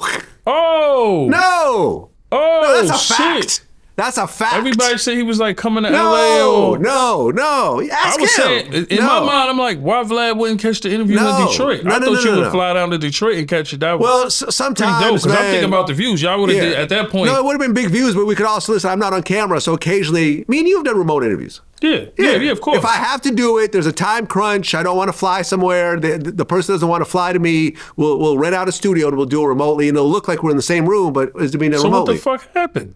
So they came to his house. We talked maybe around noon, and 7 o'clock Detroit time was the interview. So we're all set up. We're ready to go. We're like, where's he at? 7 o'clock comes. He's like, oh, I'm 15 minutes late. You know, he hit my man. My man hit me. It was like 15 minutes. All right, cool. We'll wait. So he was going to the studio? He was going to the studio. A studio in Detroit? A studio in Detroit that we rented. Okay, bad. Right? 7:15 comes around. He's not there. 7:30, 7:45. Like, where's he at? He's not answering. We hit 8 o'clock. It's like, all right, we usually give people a 1 hour grace period. If they don't show up after an hour and they're not communicating, then we shut shit down and we take our losses. So I was pissed off. I'm like, fuck, we rented the studio. We're prepared. I had lots of people involved. It never happened. And then maybe an hour and a half, 2 hours later, my man hits me with a text from JR saying the feds picked me up. Hey. That's the whole story. I got right in front of the camera and told it the next day. He was tight. I know he was like, man. Well, I mean, I was disappointed not to do the interview, but I'm really more concerned about his situation. Really, so that's the bigger deal. he still was in Detroit. So, yeah. They tried to make it seem like, yo, you had him coming to the airport. No, everything happened in Detroit. Because I looked at it like, yo, why are you going to fly right now? Yeah, no, he wasn't flying to me. That's what I'm saying. That's a fact. They said he was on the way to the airport. He's coming to L.A. That's what. Oh, he said that? Not him. That's what I was just hearing. No. I don't know. He was in Detroit. Oh, so they was watching him regardless. They was watching him. So I don't know. I didn't tell the feds he was on the way to the studio. Like, shit, why would I do that? Right? And in fact, what I've said is, if the feds really wanted more information on him, they could have waited until after the interview. Because he probably would have said something in the interview. Nah, they like, let's get this motherfucker now. Yeah, I guess that's what they did. But I don't know what exactly happened or how they were tracking him or whatever else. I was dealing with a middleman that was getting him to the studio, and that was that. He never showed up. Because people are like, yeah, well, how did the feds know where the studio was? And I'm like, he never showed up to the studio. Yeah, they was laying on him wherever he was at. Yeah, whatever they were tracking him, however they were tracking him. I mean, yo, listen, it's hip hop police. That's the feds. Everybody knows. Just like back in the days when they used to follow us, and they could have pull over all 4 cars simultaneously at the same time. It's the same thing now. They know NBA YoungBoy, a big artist. They know this guy mess with a big artist like T Grizzly. Mm-hmm. Feds gonna be watching. They always watching. Yeah, you know what I'm saying? Regardless to what, the feds gonna watch. So when you're doing. The thing is, when you're doing the Ben 10 challenge and all that shit's going on, and he in the hospital, he ain't gonna tell, and he ain't gonna tell. I mean, the feds are just gonna watch and try to see who they could snatch up and see what they could do. You know what I'm saying? That's when you lawyer up. That's the best you could do. You know what's interesting is academics told me this yesterday. The NBA dudes who he's close with, because remember he was on tour pretty much with NBA YoungBoy. That's how I got to the YoungBoy show through him. The way they feel is that they're not mad at what he did because they feel like he did what he was supposed to do with that situation.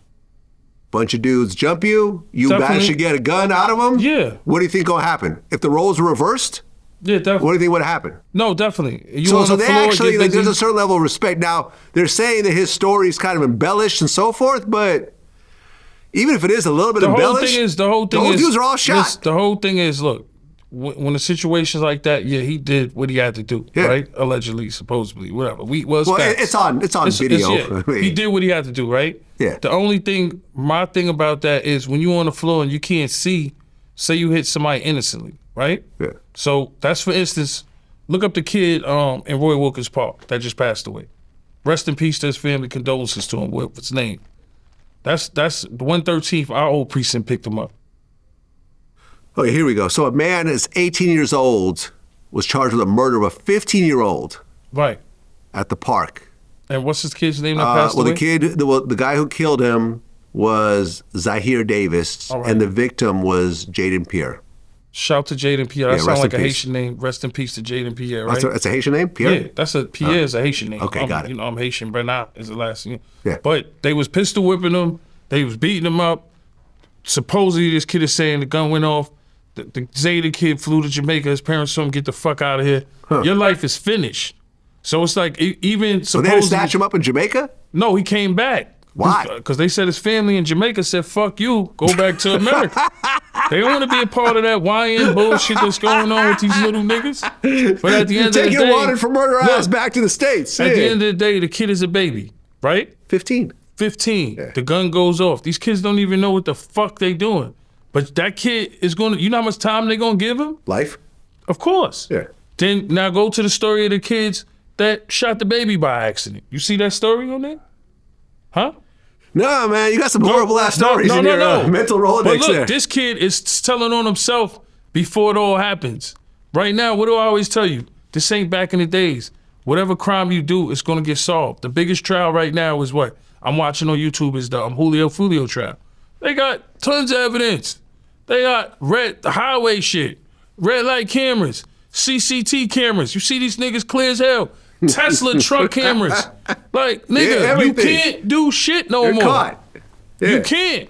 If you do a crime, you going up top. Right. They might not catch you now, they're gonna catch you later. This ain't back in the days, bro.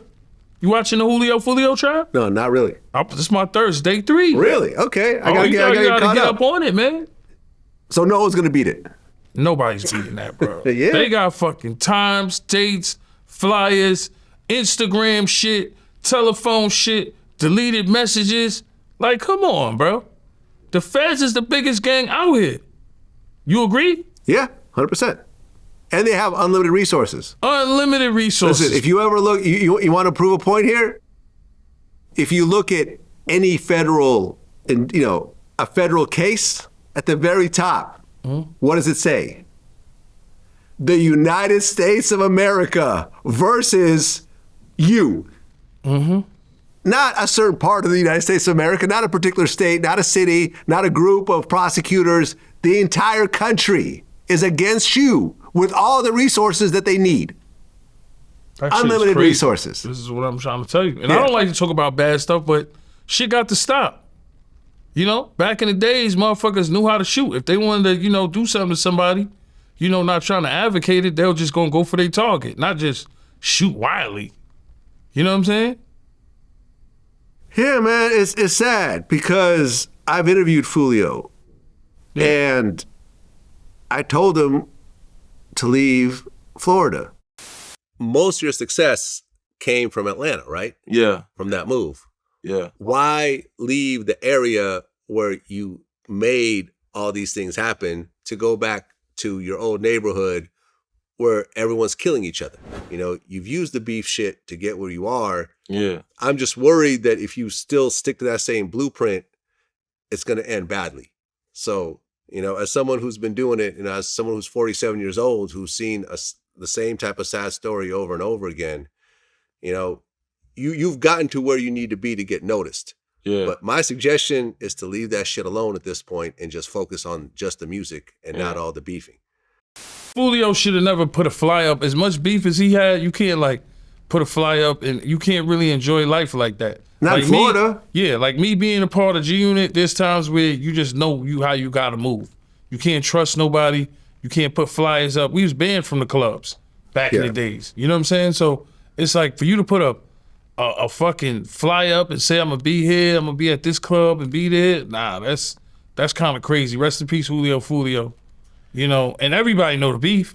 Yeah. I mean, are any of the defendants actually cooperating, or are they all taking to trial? They all pretty much like they taking it to trial. Okay. So, you know, Florida, they hit motherfuckers with natural life, the chair out there. That's Florida. That's a tough state. But the whole thing with the cases, they're using rap videos. They saying Young and Ace name. Yeah. Supposedly Young and Ace, and shout to him. I listen to his music and I'm listening to Fulio. The disses, everybody, we can't say we wasn't listening to both disses. We was listening to all that shit. That's what. Well, yeah, and those guys really took it to such a really nasty extreme. Like Fulio did a music video at the graveyard, holding up pictures of kids who got killed. You know what's crazy? I had this talk with Murder, and not to cut you off, and I thought about it, and I'd be like, damn, shit is stupid. But when we was young, we did stupid shit too. Like that?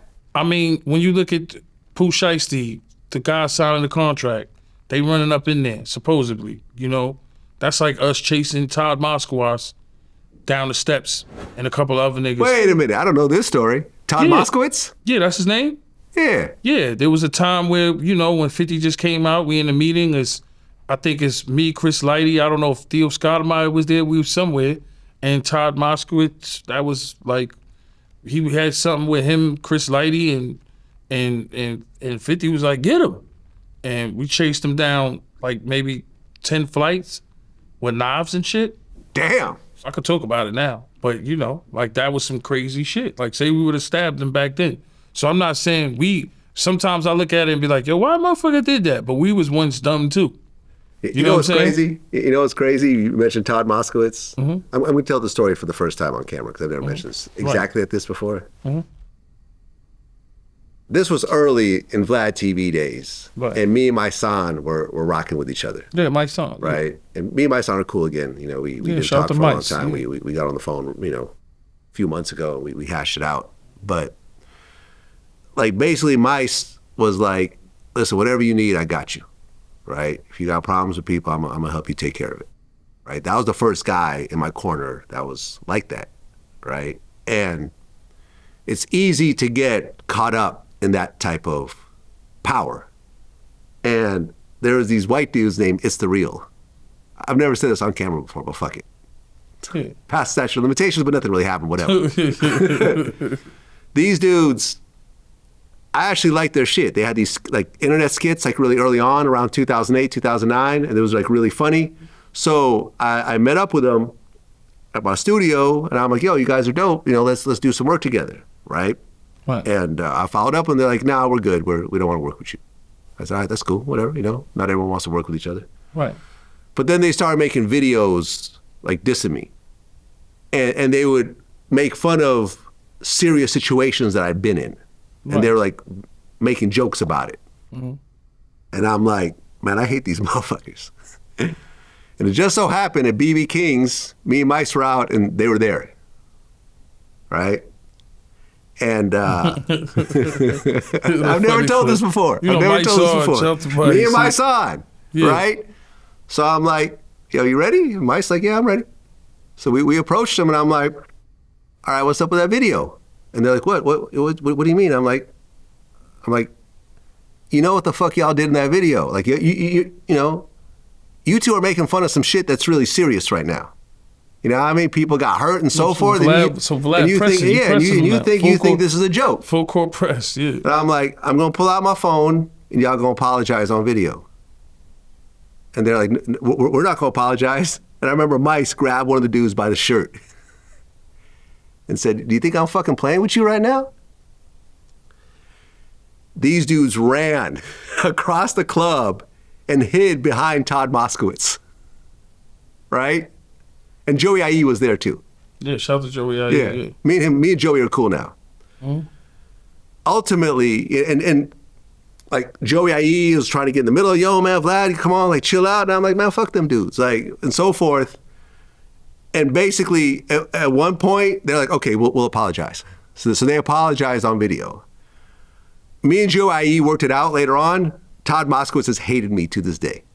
Every time his name came up and my name, they're like, that's crazy. Todd, they're like, oh no, Todd Moskowitz said not to work with you, so we can't. Yeah, definitely. I didn't know who he was. I just know. No, he's an executive. He's a big dude because he was somebody. Because I know he was in the room with Chris Lighty, and all I heard was no. It's funny you chase him with knives. I actually find that kind of funny, because like I said, he don't like me, so I don't like him either at this point. But it's just that moment changed the way I move because I realized at that very moment that.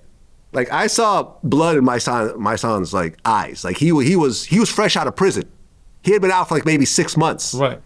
And the way he was looking at them and the way his body language was, if they had done something, he would have fucked them up. Oh, for sure. And you know what happened next? What? I would have gotten sued. Oh, definitely, 100%. I would have gotten sued. He would have gotten arrested. I would have had to bail him out.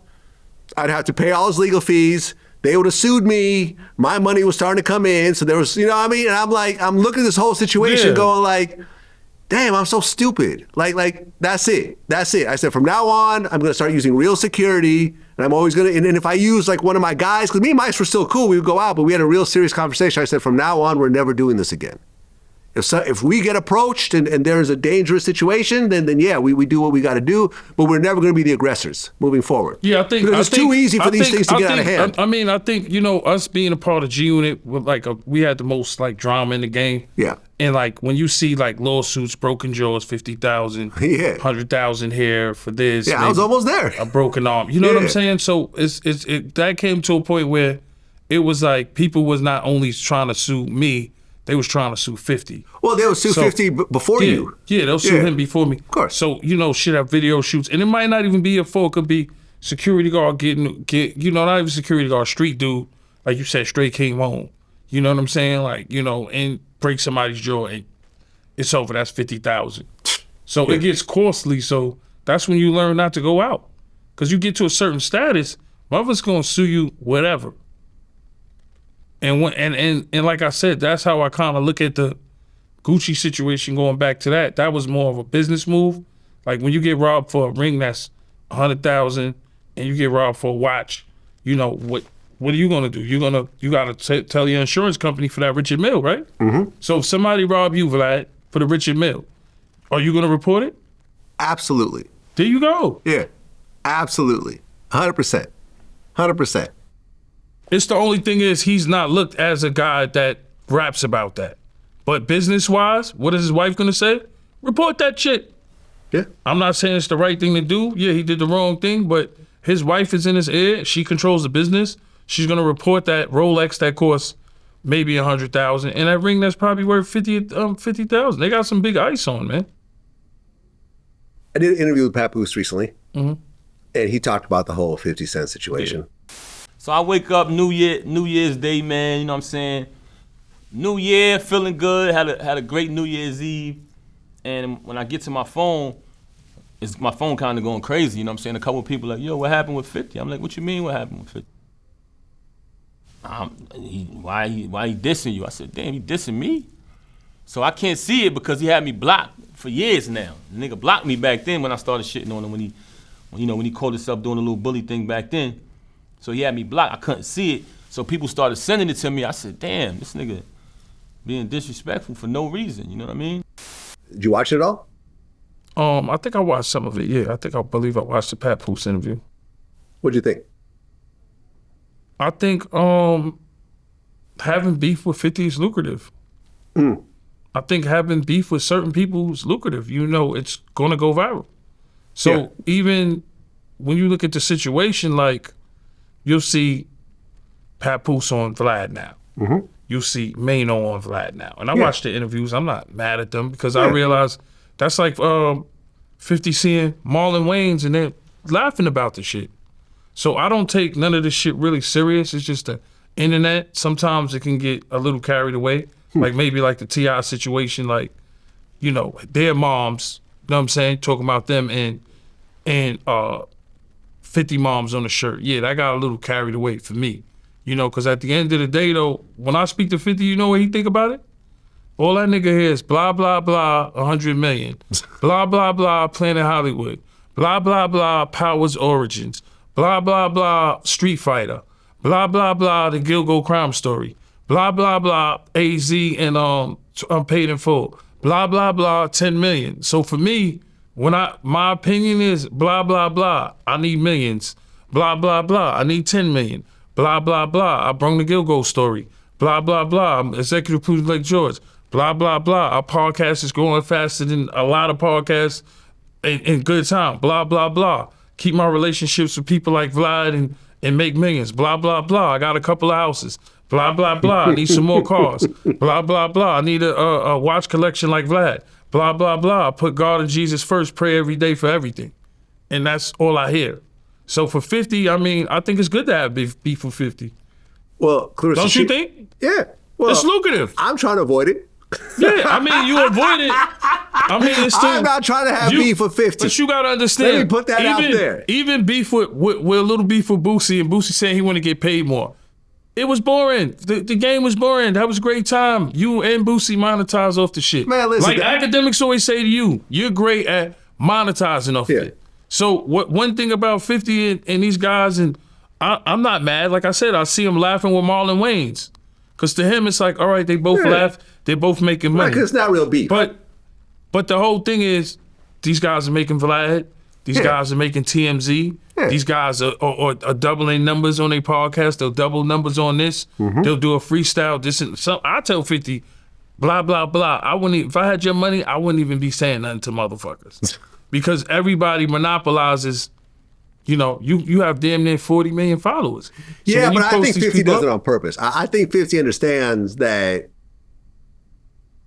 when he gets into situations like this, it creates a lot of energy behind him, and he could use that to kind of pump that into his different projects and so forth. Of course, and that's really, and I think also, sorry to interrupt you, is that I think that's really who 50 authentically is. And I think that's why people like it. It's not like he's just beefing for the sake of like getting some views and likes. He really is like that. That's really his real personality. When you see me, when I'm talking about Aries, that's really me being authentic.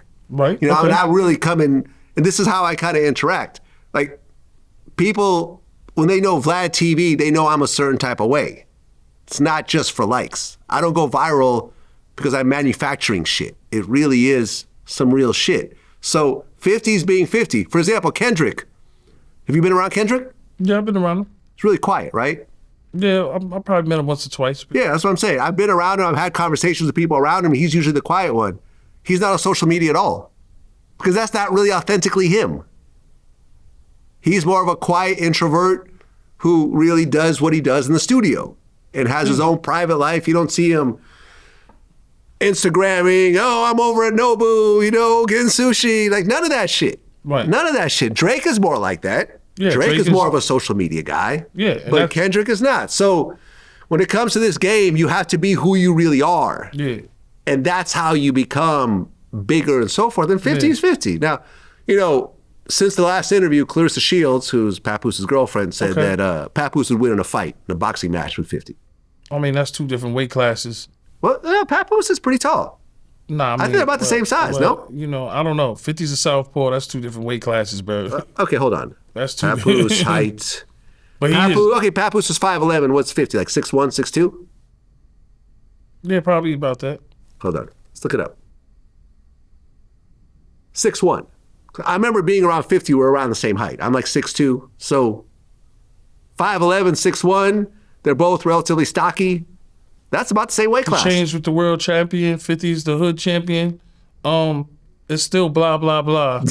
Right, here's the thing, 50 will never take that boxing match. Not in a million years. Listen, I don't. Why would he? Nowadays days, nobody box. So I don't know. It's to him. It's Chris Shaw just boxed. No, I'm talking boxed. about we took that celebrity boxing. Nobody boxed, man. All I'm saying is, to me, it's blah, blah, blah. And the 50 is blah, blah, blah. I just made $100 million with 75 million with Hulu and all these people. So for me, I mean, I think everybody benefits. 50 benefits because he gets to promote his shit.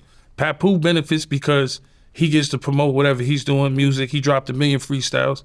Mano benefits because he's dropping freestyles and they're on Vlad TV and they're on TMZ. Yeah. Come on, motherfuckers on TMZ. Even Clarissa Shields. More people gonna watch a fight. Look at this. I'm still gonna watch a fight. Like I said, to me, look, I just seen 50 laughing and joking with Marlon Wayans, and they're cracking up. Right. He could see Clarissa Shields and they could crack up about it. I don't know. I don't know where it could go. But to me, to him and his brain, blah, blah, blah, I just did Hulu. Blah, blah. So that's how I live. You know what I mean? Okay, I got something for you. Okay. We're going to do a this or that with G-Unit artists. Okay. I had to really dig up every G-Unit artist because there's a lot of affiliates and so forth, but I'm going to pick the people who I feel were signed in some type of way to G-Unit. Well, I'm always going to say that the original is Banks. Well, right. Slow down. Let's go through the whole list. This or that. So I'm going to name 2 artists. You pick the one that you pick based on just their music and their overall. Okay. You know, all right, I got you. All right. Music-wise, and then we'll go to the next one. All right, bet. Precious Paris or Young Hot Rod?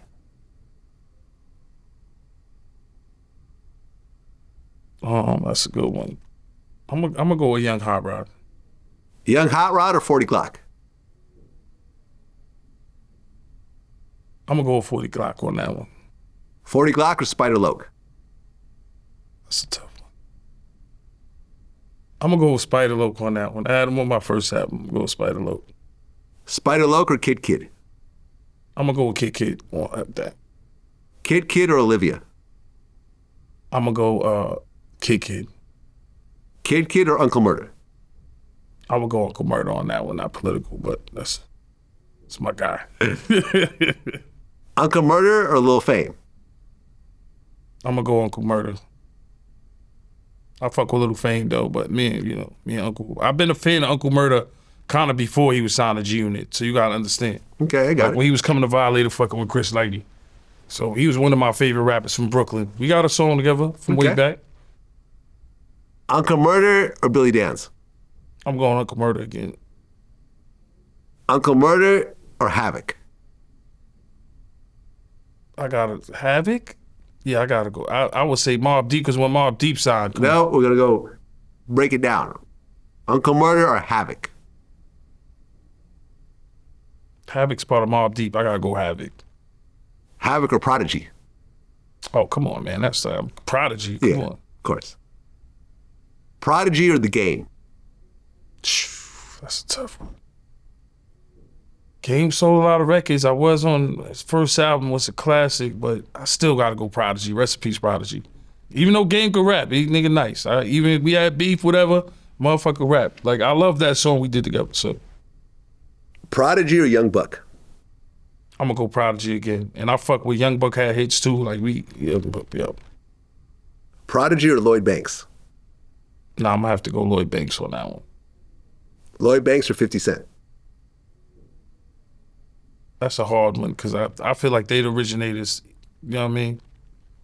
I'm gonna go with both of them. 50 sold plenty of records. I gotta go with 50. Come on, you know you gotta go with 50. 50's the biggest artist in the world. That was like listen, I had to put 50. That was like a fucking trick question. Right, I had to put 50 in the end because obviously he would have just dominated the whole list. 50 is not even a rap artist no more. He's an icon. So when he goes back and forth with these people online, to me, I just be on the jet like, why do you even say anything? You know what I'm saying? Like, people know this guy in countries that don't even know how to fucking speak English at all. Nobody speaks English. We could be in Saudi Arabia. We could be in fucking Dubai. We could be in Paris. We just was in Vegas, Fontainebleau, fucking, like I said, eating fucking creme de la caviar and smoked Wagyu and fucking all kinds of, give the caviar to Yayo. That's the lifestyle we live. The caviar guy over Give there. the caviar to Yayo. That's how we are when we overseas. So 50 is like, when you look at, like I always say this, like when you look at 50 Cent, Jay-Z, and Diddy, you look at them kind of more on an iconic level. Nas, you know what I'm saying? Mm-hmm. Those guys from New York City, those guys are like iconic, bro. You know what I'm saying? Icon is different than just being a rapper or being a regular artist. These guys are worldwide well-known, you know what I'm saying? So it's different. So when you beef with these guys, if you say, fuck this guy, of course you know it's gonna go viral. You know what I mean? You know it's gonna be big time. You know what I'm saying? Did I miss any artists? Any G-Unit artists in that list? Because there's people like Mace that wasn't really signed. Yeah, Mace didn't get signed because Diddy stopped that. Yeah, I think Diddy Diddy was around, wasn't really signed. Yeah. Freeway was around, not really Yeah, signed. they wasn't Little signed. Scrappy was around, not really signed. Yeah. So did I miss anybody? Oh, that was pretty much it. Pretty much it. No. Kid, Precious Parish, Mobb Deep, Yeah. MOP. Well, And I'm yeah. saying yeah, it it's was Billy dope. Danze and Yeah. I broke it up. Yeah, Billy Danze and Lil Fame. I'm always give MOP and Mobb Deep, you know, they time, man. Yeah, man. I mean, Prodigy is a beast. Prodigy was one of the best ever. Rest in peace. I've Oh yeah, interviewed him a rest in couple peace, times. Prodigy, man. You know, his daughter makes beats. Okay. Santana Fox, she's fire. Nice. His son, I haven't seen him in a while, but shout out to his son. And rest in peace, Prodigy. Mobb Deep, come on, man. The last album, get that last album they just dropped. Him and Havoc got some hits on there, songs with Nas. Classic Queen shit, you know? Well, there was a 50 Cent quote that I tweeted that went kind of viral. Right. I can't seem to remember what song it's from, but he says, your enemies will stay the same, friends always change. Robert Greene, 48 Laws of Power. That's what it is? Yeah, wait. Robert Greene, the song is called 48 Laws of Power? No, that is in the 48 Laws of Power. Oh, that's one of the quotes. Yeah, keep your enemies. Oh. Yeah, that's like one of them.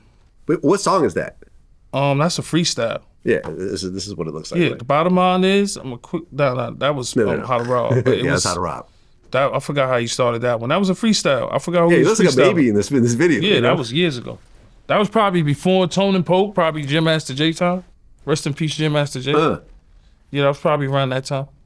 Yeah, hell of a Because quote. I came around late Jam Master J. Like my son liked the barber, shout out to Like the Barber. He used to be Cut J and Cut 50. And it kind of like everything. That's when 50, he was like probably 17, 18. He had the Benz and all that. And I caught Onyx. You know, I always looked up to Onyx back in the days. Even though Fifth had beef for Fredro Starr, I wasn't there for that. But Onyx, remember seeing them niggas on Jamaica Avenue. They used to cut hair right next to Gertz and all that. Nigga name was Tropical, I think, Sticker, something like that. Them niggas was barbers. But when Throw Your Guns in there came out and all that shit, we looked at them as like gangsters. That was like the shit. So when I seen 50 do Kill 'Em in the Club with them, that was crazy. I told you that's when Sun C felt and bust his fucking head open on the you know fucking black people can't ice skate like that. So you know what I'm saying? Trying White to play people hockey. can't ice skate either, man. Have you ever ice skated yourself? Never. I That never shit is tried. hard, Just- man. I took my kids to go ice skating. They're like, Dad, we want to go ice skating. Nah, Like, we don't want to go ice that's skating what I'm anymore. It's saying. too hard. Listen, my Caucasian friends know how to do those kind of activities. Like Caucasian I friends. mean, that's like when I'm telling you when I go to the Swiss Alps and I see a kid 10 years old going down the black. You know what the black is skiing, right? That's like there's levels. If you look it up, it's black. I think. Oh yeah, black diamond, blue square, and green circle. And the black is like. That's the hardest one. The black diamond is like the See hardest. little kids in the Swiss Alps doing that shit. Shh. Like, damn, I would love to learn to do that. Cause skiing and all that shit. You never done it? Nah, never. Oh man, I love snowboarding. I've taken my kids But to the mountains. what level you on? You not on the black? I mean, I could do a black, but I'm usually like on a blue. Oh, see. Yeah. But I've been doing this since I was a little kid, since I was like maybe, I don't That's know, what I'm saying. 12, you know? This is what I'm saying. I can't ski for shit. Yeah, you can always learn. Swiss Alps was dope though. But I was seeing little kids doing the black. I was like, damn, this is crazy. Well, The Game, he did an interview, and he blames Funk Flex for breaking up G-Unit because Flex asked him how he felt about Nas and Jadakiss. And he said at that moment he was put in a very bad position because although he knew about the situation with 50, he was also fans of those dudes and he didn't want to be fake. So he didn't really... So who was 50 beefing at that point? Nas and Jada? Yeah, I believe so. Nah, 50 wasn't beefing with Nas at that point. What point was that? Hot 97? That's what he said. I think the beef with Game is when Game said when he sold a good amount of records the first week, or was the second week, I think maybe a couple of weeks he went platinum. And I think he was on one of the shows on the radio and he was like, Dr. Dre make the fries, Fifth make the burgers, and I make the it was just some crazy shit. And I think that just rubbed everybody the wrong way. And at that time, everybody had egos. Game had an ego. I had an ego. 50 had the biggest ego and still does, you know what I'm saying? And I think that was more the situation. I don't remember the Nas and Jada shit. I mean, I looked it up again. I mean, based on everything I'm reading, he mentioned Nas and Jadakiss and said that I respect those dudes. And G-Unit was actually beefing with those artists at the time. That's what it says. Yeah, definitely. I mean, you know, when it comes to the Game, you always look at it as a loyalty thing, but Game was from the West Coast, so it was more understandable. You know what I'm saying? He was more from the West Coast and he wasn't where we from. So he was fans of Fat Joe and Jada and all them. And when you look at it now, it's like, all right, fuck it, I understand. But you know, when Fifth put you in position, no Diddy, pause. But when Fifth put you, you know, in a better place music-wise, because you always was nice, but 50 was the hottest nigga at that point on earth. So at that point, he used his platform to help everybody. Help me, Game, Buck, and Banks. At the end of the day, his story turned into our story. So that way, maybe I understand you at a place where you sold records and you got Dr. Dre and you had the 50 cosign. And at that point, you didn't give a fuck what 50 had going on. You probably was just like, all right, now I got what I got, because this is how usually the business is done. I got what I got out you. I'm successful. I'm double platinum. Fuck you. It's business. Is it good business? No. It's bad. It'd be bad business. I could look at it like, you know, Game, he was on Banks' album. Wasn't he on Banks' album? I believe he was on the first Banks' album?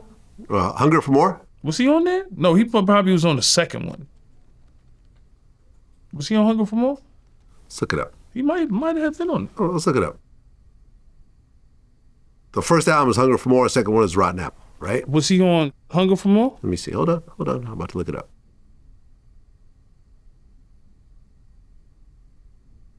Yeah, so When the Chips Are Down, featuring Game. Yeah, that was on... First album. Yeah, first album. And then he was on Buck's first album. Yeah, he was not on Lloyd Banks' second album. Because by that time, he was already out. But you know what's the strange thing is, Game had me on his album. So I fucked with Game. Like, he's a fucking dope rapper. I can't take nothing from him. Of course he is. But look, he didn't have Banks on his first album. He didn't have Buck on his first album. I got out of jail. He got me on his first album. And 50. I fucked with Game. 50 was all over that album. You know what's interesting? Me and Game talked about this because I remember I met Game as he was about to drop his first album. Yeah. My first DVD, my first video project ever in life was with Game. It's the first time I actually picked up a video camera and put it out was with Game.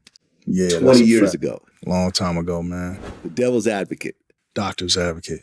You said the Devil's Advocate. The Devil's then, Advocate. Too. The Doctor's Advocate was your project, but the the mixtape, the mixtape and DVD. You, me, and New Jersey Devil was the Devil's Advocate. That was the first DVD project I ever put out in my whole life. When I first got out of jail, I spoke to Game. His mom was on the phone, like talking to 50, and thank y'all for putting my son in position. Now you can say pause for everything, I guess. Put my son, you know, in a better place, and put my son on. So I remember them days, and I was happy for him. I just got out of jail, and he was like, y'all want me, I want you on my album. And I'm like, oh shit, yeah, I fuck with you, Game. You a real nigga. You know what I'm saying? He didn't have Buck or Banks on there, he had Yayo on there. So I was appreciative of that. Nigga just came out of jail on the I'm Running. That shit was hard body. I just think about the money that the G-Unit shit fucked up. Didn't Game put a G-Unit billboard in G-Unit billboards. But did he put it in like Southside Queens neighborhood? Yeah, he had G-Unit billboards, but you see that was the whole Jimmy Henchman shit. So the whole game is about, in the rap game, it's always about divide and conquer. You know what I'm saying? This artist, Game sold 3-4 million. Oh, Game is here, G-Unit's here, 50's here. You know, that's what your management's gonna tell you. You see the separation. The game is about divide and conquer. I understand the situation. He had Game as management, which was kind of weird to me because of the whole Tupac situation. Like, I'll say it again and I'll say it over and over again, right? Because he was from the West Coast. But that shit fucked up a lot of money at the end of the day. I agree. It fucked up a lot of money because it could have been a tour without 50. It could have been Game, Banks, Yayo, Buck. We could have been touring like that without that beef, and we could have probably would have toured with 50. So when you look at it, we fucked up on a lot of money because of egos. I never had an ego. If Banks is getting more than me in the show, I never had an ego. Buck is getting more than me in the show, I never had an ego. If Game is getting more than me in the show, then I never had an ego. Never was the ego guy in the group. I just came out of jail and came home to a platinum and gold album. On a platter, I had Seductive, record still play. I Know You Don't Love Me, you know what I'm saying? And I'm in the midst of all the bullshit. Got paid for a second album from Interscope. Shout to Interscope. But that's when we left. The whole dynamic was different. So the bullshit started a whole bunch of bullshit and we missed out on millions of dollars. touring-wise and from Interscope. Yeah, and listen, Game went on to have a good career. Definitely. He had more albums, more classic albums. I'm cool with Game. I ran into him actually recently. I mean, he's been on my show a few times. I mean, he had classic albums, but it's like how we could have had another G-Unit album with the Game on there. But I mean, you know, when people get around, their job is to, you know, divide and conquer. You know, Game, it's not, when you look back at it, he wasn't in the wrong and he wasn't in the right. Right. You know why? He wasn't in the wrong because he was a fan of Jim Jones and all these niggas, and, you know, he had Certified Gangster, and that's his choice, and Nas and Jada. Because at one time I'm still a fan of Nas and Jada, even if 50 had beef with him. Don't matter. Later on, 50 might laugh with some of these niggas. Look, right. We cool with Styles P and them. Right, Fast forward, exactly. he's cool with Damian, what's my man, Marlon Wayans, Marlon Wayans, he's cool with him now. You see them online laughing. You never know. It's the rap game. He's cool with Wu-Tang. I remember there was a time Wu-Tang niggas hated Fifth, and they still hate me a little bit, I guess. But, you know, they love Fifth. You know what I'm saying? So you just never know what it is. When you're iconic and got money, it always can be worked out. Know what I'm saying? Me and you had this conversation, I don't know, maybe a couple weeks ago. Right. And it was about my interview with Mano. Okay. And Mano was saying how, you know, Jimmy Henchman was pressing you guys in the streets and everything else like that, and he really won that whole beef. G-Unit had real serious street beef with a lot of very serious guys. Who? Jimmy Henchman. They got spanked. Nigga, are you crazy? They got spanked. What is wrong with you? What do you mean they got spanked? Yo, Vlad, please, trust me when I'm telling you this. I don't really want to go into all this, but they got spanked. What is wrong with you? Jimmy had his way. People died. What are you talking about? Jimmy had his way? I mean, when you say, the first thing we're going to say is wrong, we got facts, right? Like, when you look at the niggas I was with, right? The niggas that didn't give a f. You know, I had Monster around me. You remember Monster? Monster Ja. You know, knock niggas out, jail niggas, don't give a f, don't care. I done seen this nigga slap T.I. hand trying to get in the dressing room. On his own tour. Wait, Monster slapped T.I.'s hand? Yeah, like T.I. was trying to get into the dressing room. 50 was on tour with Ciara at this point. I was there. T.I. tried to come to the room to open 50 door just to walk in. Monster security, slap his hand. What happened next? Nothing. Just like with the gunplay situation, and the chain was missing, we could talk, ain't no statute of limitation. And the chain was missing, and we get on the jet, and the nigga pulls out the Maybach chain. The nigga was a beast. You know what I mean? It was crazy. You know what I'm saying? So when you look at my crew, Monster, rest in peace, Lodi Mac, crazy Far Rockaway nigga that, you know, shout to Trub and White and all the crazy niggas over there, because Far Rockaway is a whole nother world of projects. It's different than Southside. It get wild. It's like the Coney Island of Queens. Wild, nothing but wild niggas over there. The 40s, the Hamels, Redfern, even Ocean Village, all that shit, niggas get busy, right? Then I had my little son Crippy. These niggas was pups. My son Crippy, known to Jack a nigga. He was a pup. Trav, that Jim Jones and them niggas have under them niggas come from me. That nigga was a dumb out. But they came from being around me. Trav was a baby coming around me. But he put in pain. So it's like when you look at, but I don't want to like put his business out there, but niggas was spanking shit too. And if you look at the paperwork, when you hear henchmen say, you know, niggas tricked him off the streets, all his codies told on him. All his co-defendants told on him. Nigga that drove him to shoot up my mom's crib told on him. And I don't like to keep bringing it up because I don't want to trick them off the streets. There's no way trick you off the streets. You know what I'm saying? You understand what I'm saying? Your codies told on you, your phones was tapped, a lot of bullshit was going on, but you can't say niggas got spanked, because the time that I seen him in Apollo, and when he hit me with the Sock Passe, I could have said Sock Passe been a scared rapper and kept it moving. You know, but at that time I'm driving Bentleys, the world, it's all about G-Unit, I was hot-headed at that time. But I had a team, like I said, I had Sticko around, big scar on the face, my brother, Yus, wild nigga, I had wild niggas around. And shit was happening on their side too. I just don't want to get into all that. Shit was happening. Cause you gotta think, one of his mans switched his name to Teflon. I'm not saying, you know what I mean? He got hit at so many times that he changed his name to Teflon. He was a lucky motherfucker. Let me ask you a question. Mm-hmm. When your mom's house got shot up, Mm-hmm. if your mom got hit, not killed, but hit, but shot, would you have gone back to prison? Everybody dead. Yeah? It's hella jail from there. Okay. Everybody. So you were willing to go back to prison over When that? that happened in my mom's house, I went outside with 2 pistols and was driving around. Like, 50 had to call me and say, yo, you gonna go to jail, you playing yourself, you can't move like that. You know what I'm saying? So that's the conscience in the back of your head. Okay. When Monster's house got shot up in Staten Island and set the garbage on fire, shot the bulletproof up and all that, right? I went all the way from Long Island to Staten Island with the blick by myself in a bulletproof truck.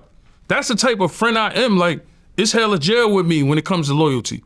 And I'm not saying, you know, some of these guys talk to 50, some of them don't. But this was getting busy. Like I said, Monster, Trav, Sticko, even my son Lil B, like Maserati Fox? Maserati Fox pulled his gun out in Apollo on Jimmy Henchman and them niggas. My son Kev was there. Like, there was official niggas that they official. I can't even say. Mozzie pulled out the hammer in the Apollo. That's why a lot of that shit happened too.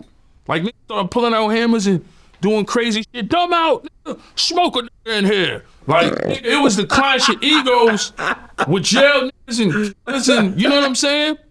I was there. I mean, I wasn't with y'all, but I was in the audience. The reason why I didn't get my Mashup of the Year award was because of y'all. Yeah, this is what I'm saying. The reason I couldn't go on stage and get my fucking award Come on, man. was because of you retards doing that shit in the back. Bentley got all shut up, Exactly. man, all kind of dumb shit going on, but it was an ego young thing. I shouldn't have been there anyway. That shit was like Rikers Island. It was ghetto, it was crazy. I loved the Apollo, but I'm a nigga that wasn't aware, and I'm around a whole bunch of gangster shit and gangster niggas. I'm good at this point. Like I said, I'm executive producing movies, like fucking, you know what I'm saying? I'm executive producing movies. I'm doing big things with Netflix. Just did something with Kim Kardashian. I got something else cooking up. I can't talk about it. Was real big with a real big celebrity. You know, I'm making my own way. So I just like to stay humble, trust in Jesus, and stay out the way, bro. Well, what I was going to say was, during that conversation, when Mano was like, yeah, like, Jimmy Henchman was winning that whole war, and my response was, well, but Jimmy's doing double life right now. Yeah, that's not winning. Either way you look at it. I guess 50 heard that part of the interview. Yeah, definitely. He definitely laughed at that, because definitely that ain't winning. Getting double life ain't winning. No. And it's like, I never try to trick you off the streets. If you hustling, and at the time you hustling and your phone is tapped, and you in the mix of some shit, you know what I mean? I get it, man. But we didn't. How you get the spanking when motherfuckers is trying to throw the cocktail and setting themselves on fire? Wait, what happened? Yeah, like, you read the paperwork. This motherfucker tried to throw a cocktail at one of the houses. Which house? I don't know who it is. It could have been my house. It could have been Mom's house. I don't know. Someone tried to throw a Molotov cocktail and lit themselves on fire. And lit themselves on fire. They came to a video shoot we was doing with Acorn. Don't know how they got the drop. And the gun was jammed. This could be a movie. Okay. Like, they coming to hit you, because sometimes when God with you on your side, can't nothing stop you. Y'all coming to hit us with the silencer at a video shoot in the gun jam. This shit is all in paperwork. You know what I'm saying? So we tricked him off the streets. Now you tricked yourself off the streets. Well, you speak about God and everything else like that. You just interviewed Millie's. Yeah. Right. And I did an interview with Millie's. Yeah, Millie. Shout out to Millie. Yeah, shout out Boston. to Millie's, man. Yeah. You know, dope rapper, dope person. Mm-hmm. And we got into this whole back and forth because he told a story about how he was going to the club because he had beef with some dude. He had a gun on him. And when he went to go reach for the gun had fallen apart, like in his pocket. And he was like, that was God that did that. I know that God did that. And me and him got into a whole kind of back and forth about that. And I'm like, is that really the only explanation of it? How are we here, Vlad? This is all God. Everything is energy and frequency. Okay. So everything evolution everything comes from that God. part of it? Where did evolution start from? It started from single cell organisms. Where did single cell organisms start from? It started from bacteria. Where did that start from? The Big Bang. Where did that start from? The Big Bang. Where did that start from? Okay. What the fuck is the Big Bang? That's the big God. I mean, it's Guns believable. fall apart. They're cheap guns. You got guns put together, Frankenstein guns. But you know what? That could have been a sign from God and Jesus to him. That's like, for instance, when my mom's house got shot up, and this is a true story. I tell people all the time. Mm-hmm. I had a 50-cent plaque in it and had bullets in it. And rest in peace, my dad. He got up. When he woke up early, my dad lived with me, stayed with me. He was getting a little older. I was taking care of him, and he was like, "Yo, somebody shot the house up." And I said, "Why?" And it was a bullet, but you could tell it was like a fake bullet, and it fell off the plaque. I think it was a day later. The next day, my mom's house got shot up. I believed in signs. That's, for instance, look, let me tell you, my next door neighbor, Miss Peoples, I tell people this all the time. She had a dream, right? She had a dream that I got shot, right? The next day, you know who got shot? My brother and Lloyd Banks. Swear to God, on my dead father. So for me, even when you have a dream or something, I'm cautious, I'm listening. So, I mean, when him saying, yo, I had the gun in my pocket, yeah, in your eyes, man, it was a cheap gun. It wasn't put together right? But in his eyes, yo, God made that happen. I probably could have got shot pulling that shit out or pulled out and the shit didn't work. Okay. Well, here's another explanation, though, for that. When Lloyd Banks and your brother got shot, that was in Queens? Yeah. Was that the only shooting that happened in years and years and it's just a crazy freak event? Or were shootings happening on a regular basis in that area? No, it was Jamaica Avenue was a part, but the whole point is they never got shot. So, okay, but I'm saying you're missing the point. You're in an area where there's shootings and someone gets shot. Like, but you're missing the point. The point is, my mom's told me, be careful the night before.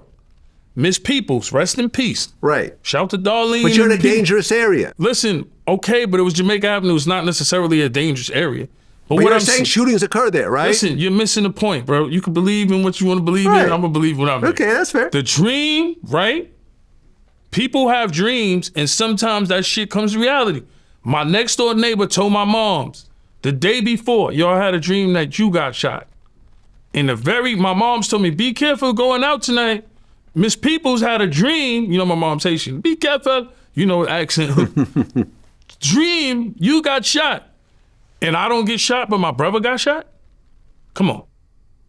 Okay, listen. Like I told you, the bullet falling out the plaque, and the next day my house got shot up. That's not a sign to you? No. Oh, well, I mean, me and you believe different. I mean, listen, shit happens, you man. ask anybody else, they're going to tell you that's a sign. Okay. We can agree to disagree. I mean, I believe those are signs. Or these are actual events that happen. Now, if you told me that your next door neighbor said that a meteor is going to hit your house, and the next day a meteor hit your house, I'd be like, oh shit, okay, there's something to that. No, but I believe in dreams. If somebody said I had a bad dream about you, that's something for me to think about. I mean, things happen. All right, listen, man. I'm gonna look both ways when I cross the street. I'm gonna think, because trust me. For real. Listen, man, I respect your opinion, and I have my own opinion on it. Who knows who's right?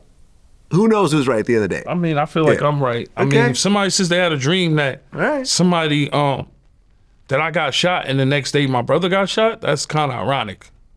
That's kind of crazy. That's not regular shit. Well, you also got to look at situations like this where a person could tell you every dream they have and all of them don't come true, and then 1 out of 100 comes true. They say, oh, look, see, it was a sign. But what about the other 99 that never came true? See what I'm saying? I mean, you see what I mean? I'm not in everybody's dream. If you can find me, if you can that's find me. That's the weird thing. Not everybody comes up to you and says, it's random. Okay. Look, it's random that somebody comes up to you and say, I have a dream to you. That probably happened to me maybe twice in life. Okay. But what I'm saying is find me someone that can consistently have dreams that become reality, and we could have that conversation at that point. I'm not. That's not constantly happening, but sometimes it can happen. Exactly. I'm in my 40s. Listen. I can tell it's you, rare listen. That somebody tells me, yo, I had a dream about you, yo. That's crazy. Okay. Only probably like 2 or 3 people that could probably say that happened, like where was some tragic shit. All right. Well, speaking of getting shot, Offset got shot. Oh yeah, definitely. Over a TJ. $10,000 gambling debt. Yeah, it's crazy. He told Lil TJ to get it back in blood. Mm-hmm. And that's pretty much what happened. Although I don't think he got his money back, but still. I mean, listen, man, gambling is a bad habit. It's one of the worst habits you could have as an artist, entertainer. Are you a gambler though? Nah, I'm not a big gambler. Okay. Like I lose a couple of thousand, maybe 2,000, I'm good. I'm out. I'm not, you know, at the crap table trying to bet 50,000. Nah, that's never been my thing. And everybody around us wasn't really heavy gamblers like that, you know? A couple of thousand here and there, you win some money, it's cool, but gambling, you know, it could bring you crazy problems. And, you know. Yeah, I mean, we're seeing it. I mean, to get shot over a gambling debt, that's 10,000, and Offset got money. Like, Offset still got millions. People think Offset is broke. Offset's not broke. Like, Offset's cool. Like, he's got Richard Mille watches and so forth. Like, he's got assets. No, Offset he got money. You know, he got money. He still got streams. He went on tour with NBA YoungBoy. You know, he's not broke. So 10,000 is really more of a, I got it, but I'm not going to pay you. Yeah, definitely. What are you going to do about it? I mean, he probably looked at it like that because little TJ put it out there. And, you know, sometimes I would think that you don't put your predicament out there, like owe somebody money, 10 grand. Like asking them, it look kind of wild. You know, I could see if you ask, maybe if you in a casino with TJ, you want to make this bet. Nah, I wouldn't even ask him. But if you do ask him, at least give him his money right back then and there at that point. Yeah. You know what I mean? Or it's going to make you look bad as an artist. Like, yo, nigga, you think a motherfucker, you borrowed 10,000 from a nigga that's watched you doing music and probably is a fan of you, and you asking him, he probably was obliged. Like, damn, this nigga don't got 10 bands on him right now for this bet. He's gonna start looking at you weird. It don't matter how much money. You could be asking somebody for fucking $40, $50, $100. Like, yo, he asked me for $100. He's a bum. Like, you know how people is. Me and Offset, we were DMing because he was upset over a comment I made. So we just talked about that for a second. And I'm like, well, look, we talking. Let's do an interview. He's like, 200,000. Oh, shit. I said, come on, man. Damn. He goes, I'll go as low as 150. I need a raise, Vlad. I said, I got 10 racks for you. You know, I'm thinking you could pay back Lil TJ with that money. Yeah, 10 racks. That's crazy. He said, hard pass. I'm not these little rappers. Yeah, so I said, well, no one's offering you 150. 150,000 for an interview is just ridiculous. Yeah, no, I mean, it wasn't a serious. There's no way you're going to make your money back. The reason I'm even putting it out there is because it's not a serious conversation. He's putting out a stupid number and I'm laughing and, you know, and so forth. Like, you know, I wouldn't put out a real serious, you know, conversation. But I think the crazy part was he gets shot in a casino, ends up in the hospital, and like 3 days later, you see him in a casino again, like on one of those motorized wheelchairs. Yeah, definitely. He's back. I mean, he's got a gambling problem. Shout to the Hard Rock. They probably gave him a wild credit line. Fuck it. That's crazy. Give him $10 million in credit. Hopefully he bets all that shit up. Yeah, and then he's already getting sued by Detroit Casino. I think that he's become a degenerate gambler at this point. Yeah, of course. If you get shot and you right back at the same casino you got shot at, if they give me an $8 million credit line, yeah, I'll be back. But that's not free money. You got to pay that back. Oh, definitely, he got to pay it back. But he got the credit line. So listen, I interviewed this guy Terry Watanabe, right? Mm-hmm. He lost $135 million in the casinos. Damn.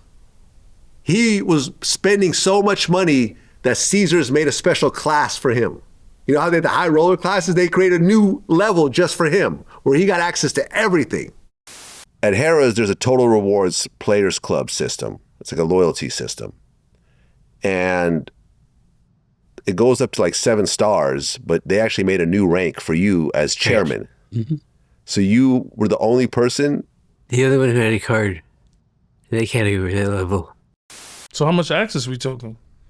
$50 million credit limit? $30 million? Really, like an unlimited credit limit. Oh, shit. He was gambling like sometimes, you know, hundreds of $1,000s a day. I think he bet a total of $850 million. Damn. And he burned through a whole $135 million.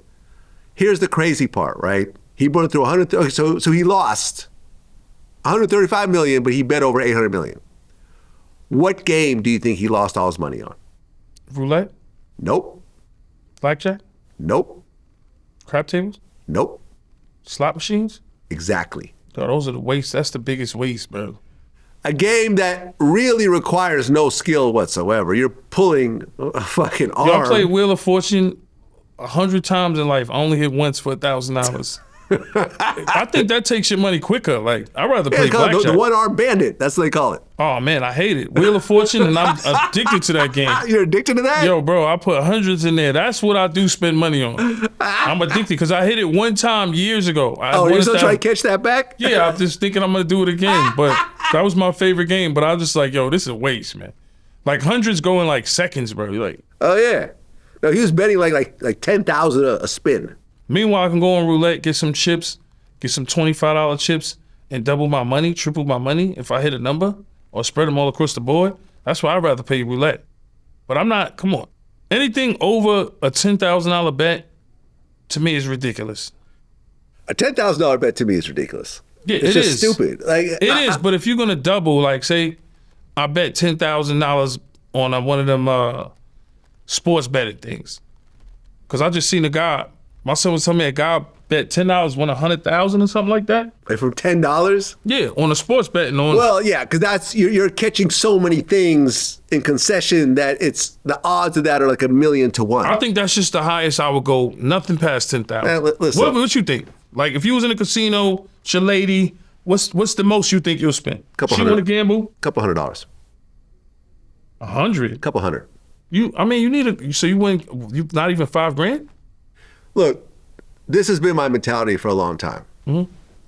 Walk into a casino, right? For example, in Las Vegas, I say the Fontainebleau, right? This casino costs hundreds of millions of dollars to create. Right. Gorgeous. The architecture is incredible, right? You got people giving you free drinks. You got, it's top-notch real estate. You got hundreds, if not thousands of employees. All that money comes from people losing. Yeah, they got a little restaurant there. Yeah, they got to do a few shows. But almost all the money from that casino comes from people losing. Why would I bet money on a system that's designed to lose when I could take money and put it in the stock market and it's designed to win? No, I agree with you, but you're rich, and I think it's just the rush of it. So what I'm saying is... Fuck that rush. Listen, I don't care about that rush. All I'm saying is... My rush comes when my NVIDIA stock pops up. No, I understand. NVIDIA just hit an all-time high. Google just hit an all-time high. That's where my rush comes from. Fuck a roulette table. Fuck Wheel of Fortune. Because it's really the Wheel of Misfortune. That's really what it is. It really is the Wheel of Misfortune. You ain't lying about that. But what I'm saying to you is this. All I'm saying is $10,000 is not a bad limit. Like, I'm not going to spend I'm not going to bet. Nah, fuck that. $10,000? No, I'm just saying. Listen. Man, I could buy someone a nice purse for that much. Listen, Vlad, I understand, Vlad, but what I'm saying is... They get to walk away scenario. with it. It's you and your lady. Right. Right? Y'all in Vegas. Yeah. Right? Now you got some play money. You got $10,000 in your pocket. Right? Your lady might want to gamble. You might say, oh, here's a couple of thousand. I'm not going past... $5,000 or $10,000. That's not going bad. I'm not going. I don't think I bet $1,000. So you might as well not even be in the casino then. Well, I don't gamble at the casino. If I go to the casino, too much it's to go. Listen, the last time you saw me, we went to go see 50 perform at the Planet Hollywood. Yeah. Yeah. We didn't gamble at all that week, at all. Yeah, I didn't gamble. Yeah. We went down there to see the 50 show. Yeah. And to really enjoy Las Vegas. Yeah, you really didn't. So and go to restaurants, and we hit up a bunch of restaurants. Definitely. I'm not a big went gambler. to the Sphere. You ever been to the Sphere? Yeah, the Sphere. I haven't been there. I want to. Oh yeah, man, it's fucking amazing. Right, we saw that movie, The Sphere. That's it was one a of my dope ass experience. Went to all these dope places to eat, and then and it topped off with a 50 Cent show, and I think it was New Year's, so we went to a restaurant for New Year's and all that. Didn't gamble at all, zero. Fuck that shit, man. I know how to make money. I'm not a big gambler either. I'm just saying, a fun night, you got a couple of grand. That's cool. And I listen, I respect the fact that you want to spend a couple grand on that activity. Yeah. I spend a couple grand on shit that you probably think is stupid also. But, at the end of the day, we all spend our money stocks the are way... not stupid. What's that? I said them stocks are No. But for example, I don't know, I got a stupid watch collection. People might look at that and think, why do you need so many watches? You can only wear but you're one at a motivated. time. You know the thing, and I learned this from E. Vera. He taught me well, and I'm learning this from you. Because y'all are both watch collectors, and you actually get more interest off the watches than you would from the bank. So, he'll buy what? Depends on the watch. Somewhat, a lot of watches go up in value. Yeah. watches are not good investments. Watches are good places to park your money. Right? So, like, for example, like this Rolex that I'm wearing right now, I got it for like $20,000. If I wanted to sell it right now, I could probably get 19 for it. If I keep it for about 5 years, I might get 25 for it. Okay. You know, maybe 24, depending on what the market is like, depending on how hot that particular watch is. But that's not really, I could do way better in other investments, but I can't put that investment on my wrist and look down on it and touch it and, you know, have it match my outfit and stuff like that. Right. So I have a watch collection, you know, because I have Pateks, I have Richard Milles, like, you know, I got a bunch of Rolexes. I don't have any APs right now, but I've had a lot of APs over the years, Hublots and whatever else. I got Cartiers. See, this is why everybody's mad at you now. This is why everybody want to raise, including me. Aries, I want to raise. Boosie, I want to raise. Yeah, but like I can't say that I ever bought a watch and sold it for like twice what I bought it for. I can never say that. Now I have stocks that are worth 20 times what I bought it for. See what I'm saying? Mm-hmm. There's a difference. Investment. There's a difference. But at least your money's still there. It's safe. It's safe, and you could move it, and you could always unload the watch. Right. Right. So there's that, but they're not good investments. I'm not going to say that. Well, I'm starting my watch collection this year, so I'll figure it out. Good. Well, you know, back then, what was it? Jacob were the hot watches. Jacobs, Cartier. I'm over plain Jane guy now. Oh yeah, I'm plain Jane everything. I like plain Jane watches. I don't have iced out anything. Yeah. In fact, if you ice out your watch, it'll go down in value. Yeah, I'm into the, you know, the Sprites, the root beers, the day and dates. Yeah, Rolexes. You know, the Batmans, Batgirls, shit like that, bro. Yeah. I'm gonna get the collection up this year. Yeah. Yeah. The volume's been good to me. Podcast's been good to me. Make sure y'all like, share, subscribe. The Real Report, Vlad TV, where we keep everything real. Thank you, Vlad, for giving me a chance to be on this platform and be worldwide. You know, I appreciate it, and I'm quite sure the other guys appreciate it. They just want a little more money, which is understandable. Hopefully, Boosie, I get a little more money out this guy too. You know? That's what it is, man. We're gonna end it like that. Tony Vlad Yayo. TV, Tony Yayo. You know how we do, man. We out of here. Yeah. Peace.